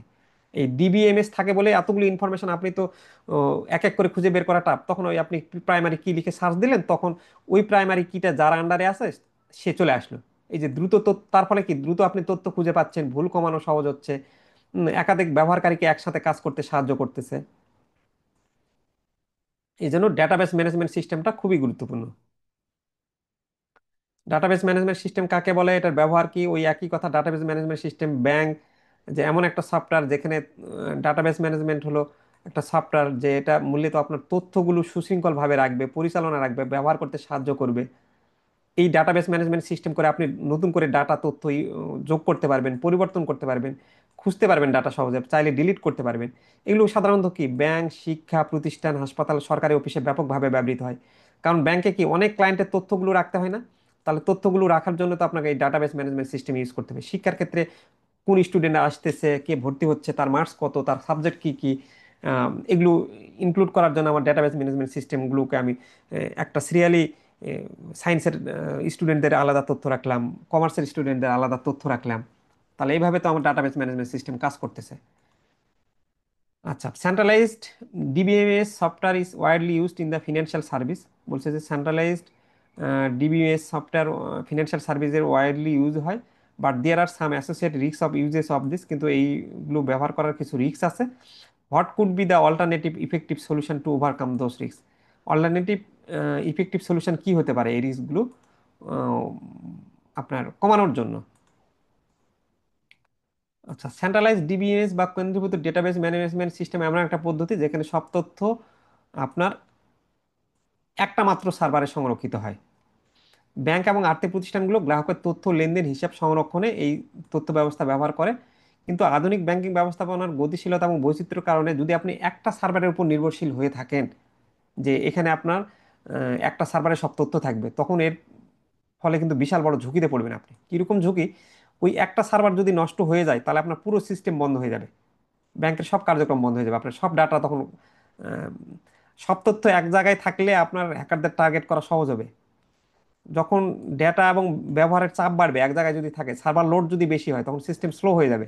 মেইনটেন্সের সময় সার্ভিস বন্ধ থাকে। এখন আপনি একটা জায়গায় সবকিছু রাখছেন, যখন আপনি মেইনটেনেন্স করছেন তখন কিন্তু সার্ভিস বন্ধ থাকতেছে। ওই যে কিছুদিন আগে সোনালী ব্যাংক দেখলাম না, আমাদের মেইনটেনেন্সের সময় অনেক দিন ধরে সার্ভিস বন্ধ থাকলো। তারপর দূরবর্তী শাখায় ডাটা পেতে বিলম্ব হয়। তাহলে আপনার মানে ডেটাবেস ম্যানেজমেন্ট করতে হবে, বেশ কয়েকটা জায়গায় আপনাকে রাখতে হবে। তাহলে আপনার যেন ব্যাকআপ থাকে, তাহলে পরবর্তীতে আপনার ভয়টা থাকবে না। এটার জন্য কি বলছে, এটার সমাধানটা কি হইতে পারে? আপনাকে বলছে যে ডিস্ট্রিবিউটেড ডিবিএমএস ব্যবহার করুন, মানে ওই যে ডাটা এক জায়গায় না রাখে একাধিক স্থানে সংরক্ষণ করতে বলছে। তাহলে একটা সার্ভার নষ্ট হলে আপনি সেবা বন্ধ হবে না, ঢাকার সার্ভার বন্ধ হলে আপনি চট্টগ্রামের সার্ভার দিয়ে কাজ করতে পারবেন, তথ্যটা ব্যাকআপে থাকবে। ক্লাউড ডাটাবেস গ্রহণ করুন। ক্লাউড প্ল্যাটফর্ম ব্যবহার করলে নিরাপদ এবং দ্রুত গতির ডাটা সম্ভাবনা হয়। ব্লক চেইন প্রযুক্তি ব্যবহার করতে বলছে। ব্লক চেইন প্রযুক্তি ব্যবহার করলে প্রতিটা লেনদেন নিরাপদ, নির্ভরযোগ্য এবং পরিবর্তন অযোগ্য হয়। মোবাইল ফাইন্যান্সে ব্লক চেইন প্রযুক্তি ব্যবহার করলে লেনদেন আরও নিরাপদ হয়। হাইব্রিড সিস্টেম গঠন করতে বলছে। অটো স্কেলিং প্রযুক্তি ইউজ করতে বলছে। জিও ডিস্ট্রিবিউটেড সার্ভার ব্যবহার করতে বলছে আমাদের। আচ্ছা, এরপর আরেকটা প্রশ্ন আসে, 98তম ব্যাংকিং প্রফেশনাল এক্সামিনেশন এসেছিল, ডাটা এবং ইনফরমেশনের মধ্যে পার্থক্য কি? এটা আমাদের প্রায় প্রশ্নটা আসে। 5 features of ICT for which it is important, এটা কেন ইম্পর্ট্যান্ট, গুরুত্ব, এবং কেন এটা widely used in the financial service industry. ডাটাটা হচ্ছে কি আমাদের জাস্ট উপাত্ত, মানে আপনার এটা মানে এখানে আপনার শুধুমাত্র সংখ্যা বা তথ্যটাই হচ্ছে হলো ডাটা। আর ইনফরমেশনটা হলো এই যে সংখ্যা বা তথ্যটা পাইলেন, ওটাকে বিশ্লেষণ করে প্রসেস করে যেটা পাইলেন, সেটাই হলো ইনফরমেশন। এর কিন্তু নিজের কোনো মানে নেই। যেমন এই যে জাস্ট একটা সংখ্যা 500 বা 7,000 বা 15%, আপনি কিন্তু কোনো কিছুই বুঝতে পারছেন না, জাস্ট একটা সংখ্যা, ডাটা। কিন্তু এই যে আমি এটাকেই যদি ইনফরমেশন মানে গুছিয়ে বলি যে গ্রাহক 7,000 টাকা 15% হারে জমা রাখছে, তাহলে কিন্তু এটা আপনার এই ইনফরমেশনের মাধ্যমে আপনি কিন্তু সিদ্ধান্ত নিতে পারবেন, এটা বিশ্লেষণ করতে পারবেন, এটা আপনার রিপোর্টে সরাসরি কাজে ব্যবহার করতে পারবেন। আর তো এটাই হচ্ছে ডাটা এবং ইনফরমেশনের মধ্যে পার্থক্য। আইসিটির 5টি গুরুত্বপূর্ণ বৈশিষ্ট্য, এগুলো তো আমরা পড়ে আসছি, প্রথম দিকে বললাম না? আহ, আপনাকে ব্যাখ্যা করতে বলছে DBA, backup, database management system. তো ডাটাবেস অ্যাডমিনিস্ট্রেটর হলেন এমন একজন ব্যক্তি যিনি একটি ডাটাবেস সিস্টেমের রক্ষণাবেক্ষণ এবং ব্যবস্থাপনার দায়িত্বে থাকেন। দেখেন, ডাটাবেস যে আপনি রাখতেছেন, সেটা তো কাউকে না কাউকে দায়িত্বটা নিতে হবে ওই ডাটাগুলো রক্ষণাবেক্ষণ করার জন্য। তাহলে যিনি দায়িত্বে থাকবেন তিনিই হলো ডাটাবেস অ্যাডমিনিস্ট্রেটর, মানে এই যে প্রশাসক, যিনি হলে দেখভাল করবেন, ডেটার নিরাপত্তা দেখবেন, তিনি গতি দেখবেন, নির্বিচ্ছিন্ন সবসময় যেন ডেটাগুলো যায়, এরকম আর কি। আর ব্যাকআপ হলো আপনার ডাটার অতিরিক্ত কপি সংরক্ষণ করা, যেন আপনি ব্যাকআপ ফাইল রাখেন। ব্যাকআপ ফাইল রাখলে মানে ওই ডাটাটা কোনো কারণে ডিলিট হয়ে গেলে বা কোনো কিছু কারণে নষ্ট হলেও আপনি মূল ডাটা যেন ফেরত পান। ডেটাবেস ম্যানেজমেন্ট সিস্টেম, আমরা তো ওই যে বললাম একটা সফটওয়্যার যেখানে এগুলো রাখা হয়। আপনার সংজ্ঞায়িত করতে বলছে internet, IP, DNS, hyperlink, URLs, email.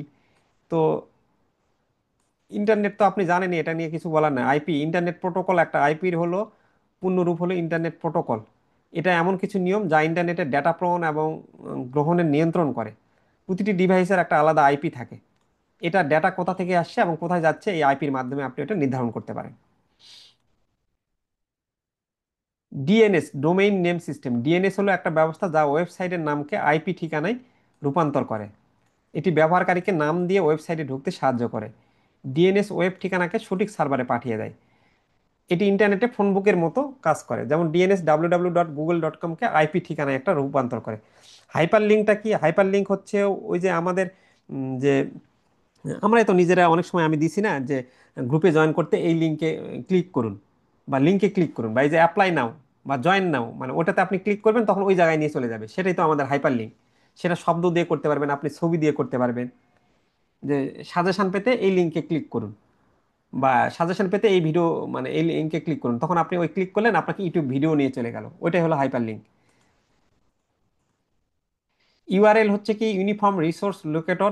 ইউআরএলটা হচ্ছে এই যে আপনি আপনার পুরো যেটা তথ্য দিচ্ছেন ওয়েবসাইটে, এই যে https://www.omukbank.com/dt বা একটা ওয়েবসাইটের অ্যাড্রেসটাই পুরোটাই হচ্ছে হলো ইউআরএল, ইউনিফর্ম রিসোর্স লোকেটর। এটা একটা নির্দিষ্ট ওয়েব ঠিকানা। ইমেইল তো আপনি জানেন, আর নতুন করে কিছু বলার নেই।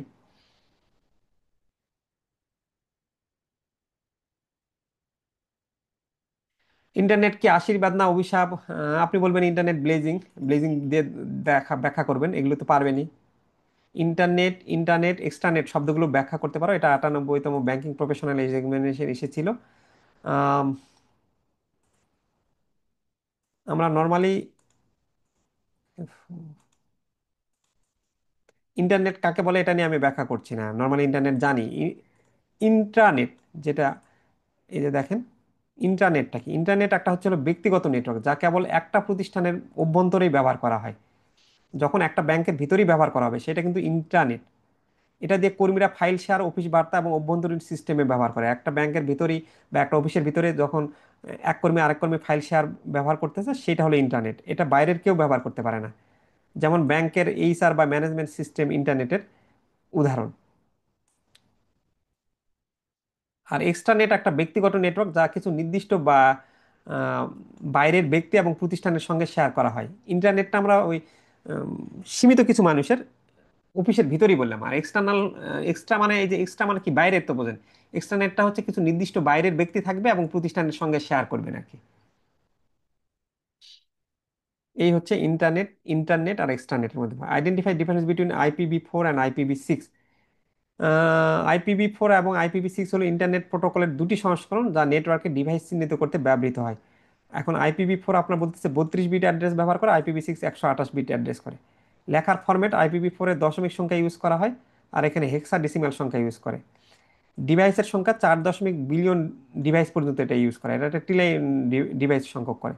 সহজ কিন্তু কম নিরাপদ, আর এটা জটিল কিন্তু বেশি নিরাপদ। চতুর্থ প্রজন্মের ভাষাসমূহের বৈশিষ্ট্য বর্ণনা করো।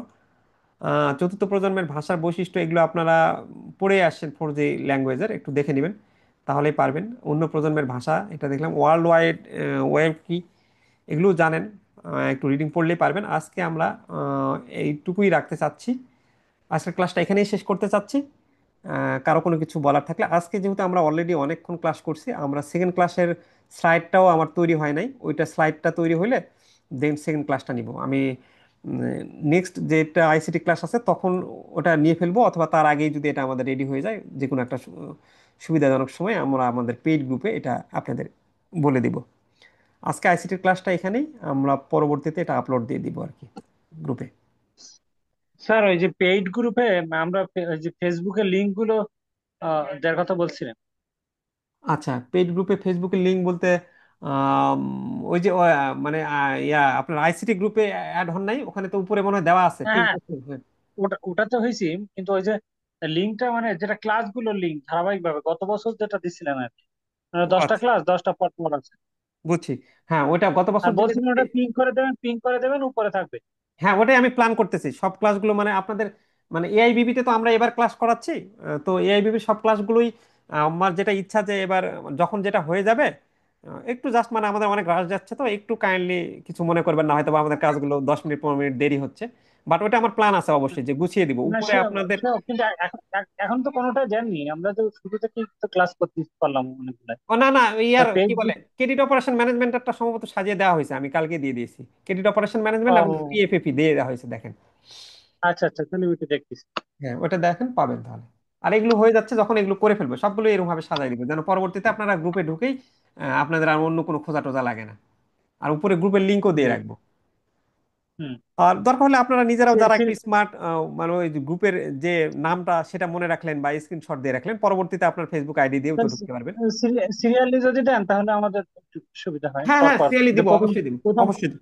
প্রথম ক্লাস দ্বিতীয় ক্লাস আর হ্যাঁ, কি। ওইভাবেই করে দিব, একদমই সুন্দর করে দিব। প্রথম ক্লাস, দ্বিতীয় ক্লাস, তৃতীয় ক্লাসের লিঙ্ক থাকবে। প্রতিটা ক্লাস যখন হয়ে যাবে তখন ওটা সুন্দর করে দিয়ে দিব এরকম। সিইএম এবং টিএফইপি তে দিয়ে দিয়েছি, যে ফাইটা মনে হয় করা হয়নি, যে ফাইটা করে আমরা দিয়ে দিব আজকে। আর এটা তো একটা ক্লাস হলো। আপাতত একটা ক্লাস এখনো আপলোড ওটা করব, করে আমরা দিয়ে দিবনি। তো আর কারো কোনো কিছু প্রশ্ন থাকলে বলতে পারেন, নাহলে আমরা ক্লাসটি এখানে শেষ কোশ্চেন করছি। ছিল স্যার। বাকি ক্লাস আজকে তো আর ক্লাস হবে না স্যার। না, আজকে আর আমরা করতেছি না এটা। স্যার আমার একটা কোশ্চেন ছিল স্যার। হ্যাঁ, নুর হোসেন ভাই বলেন। স্যার ওই যে আমি জাস্ট মানে যদিও এই রিলেটেড না, মানে আপনার এই যে আজকে সাবজেক্ট টপিক না, এটা হলো টপিক হলো ফাইন্যান্সিয়াল ক্রাইম বিষয় আর কি। জি। এটা মূলত হলো আমি যেখানে দেখছি যে মানে বিপিই পাস মানে কি, এটা হলো গত কত পরীক্ষার কোশ্চেনে মানে পরীক্ষা আসছে, তাই তো স্যার? বিপিই মানে ব্যাংকিং প্রফেশনাল এক্সাম। এটা হলো 5 বলতে এই পঞ্চম ব্যাংকিং প্রফেশনাল যেটা হয়ে গেল সেটাতে আসছে। হ্যাঁ, কিন্তু ফাইন্যান্সিয়াল ক্রাইমে যতগুলো কোশ্চেন হলো আপনার ওই যে ইসে দেওয়া, ওই যে আপনি পরীক্ষার ইয়ের জন্য দিয়েছেন, কিন্তু এইটা আমি যে যখন যে কোশ্চেন গুলো দেখতেছি এই কোশ্চেনে কিন্তু এই কোশ্চেন গুলো আমি পাচ্ছি না, অর্থাৎ বিগত সালের কোশ্চেনে। এখন এটা আমার কাছে অনেক কনফিউশন তৈরি হচ্ছে যে আসলে আমি বাদ দেবো কি আর পড়বো কি। না একটু না, ওটা ফাইন্যান্স। ঠিকই আছে। আমি একটা বিষয় বলি আপনাকে, অনেক সময় আমরা করছি কি, দুই একটা প্রশ্নের ক্ষেত্রে ওই প্রশ্নের জিনিস সেমই বলছে, হ্যাঁ সেম জিনিস চাচ্ছে, তখন আমরা আর ওই প্রশ্নের মানে ওই প্রশ্নটাই মানে একই জিনিস, তো ওই হুবহু প্রশ্নটা আর তুলি নাই। এটা আমরা অনেকবারই চেক করছি, কনফিউশন হওয়ার কিছু নাই।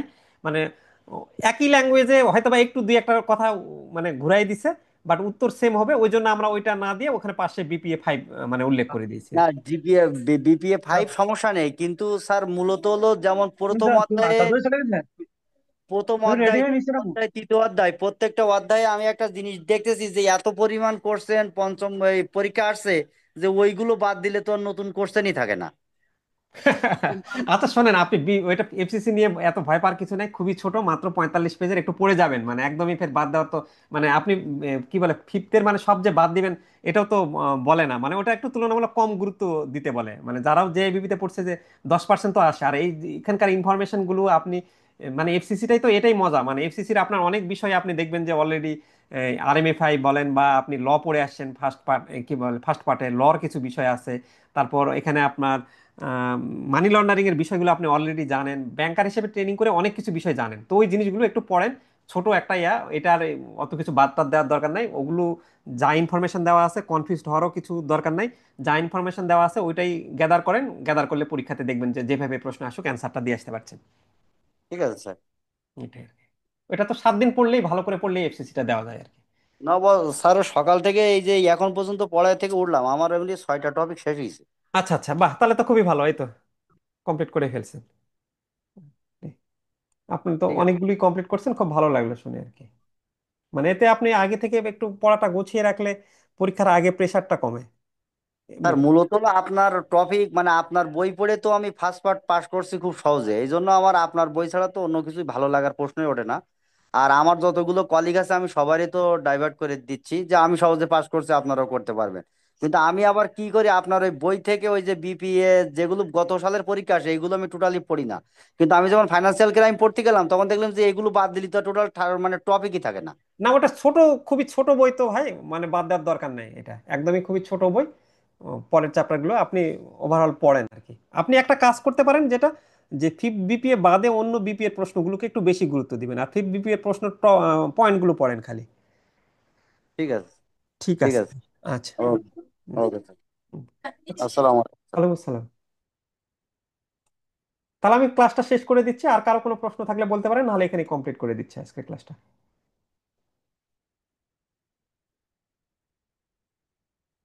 আসসালামু আলাইকুম সবাইকে, আজকের ক্লাসটা আমরা এখানেই শেষ করছি। খোদা হাফেজ। সবাই ভালো থাকবেন, সুস্থ থাকবেন, অ্যাক্টিভ থাকবেন। সকলের জীবন মঙ্গল কামনা রইল।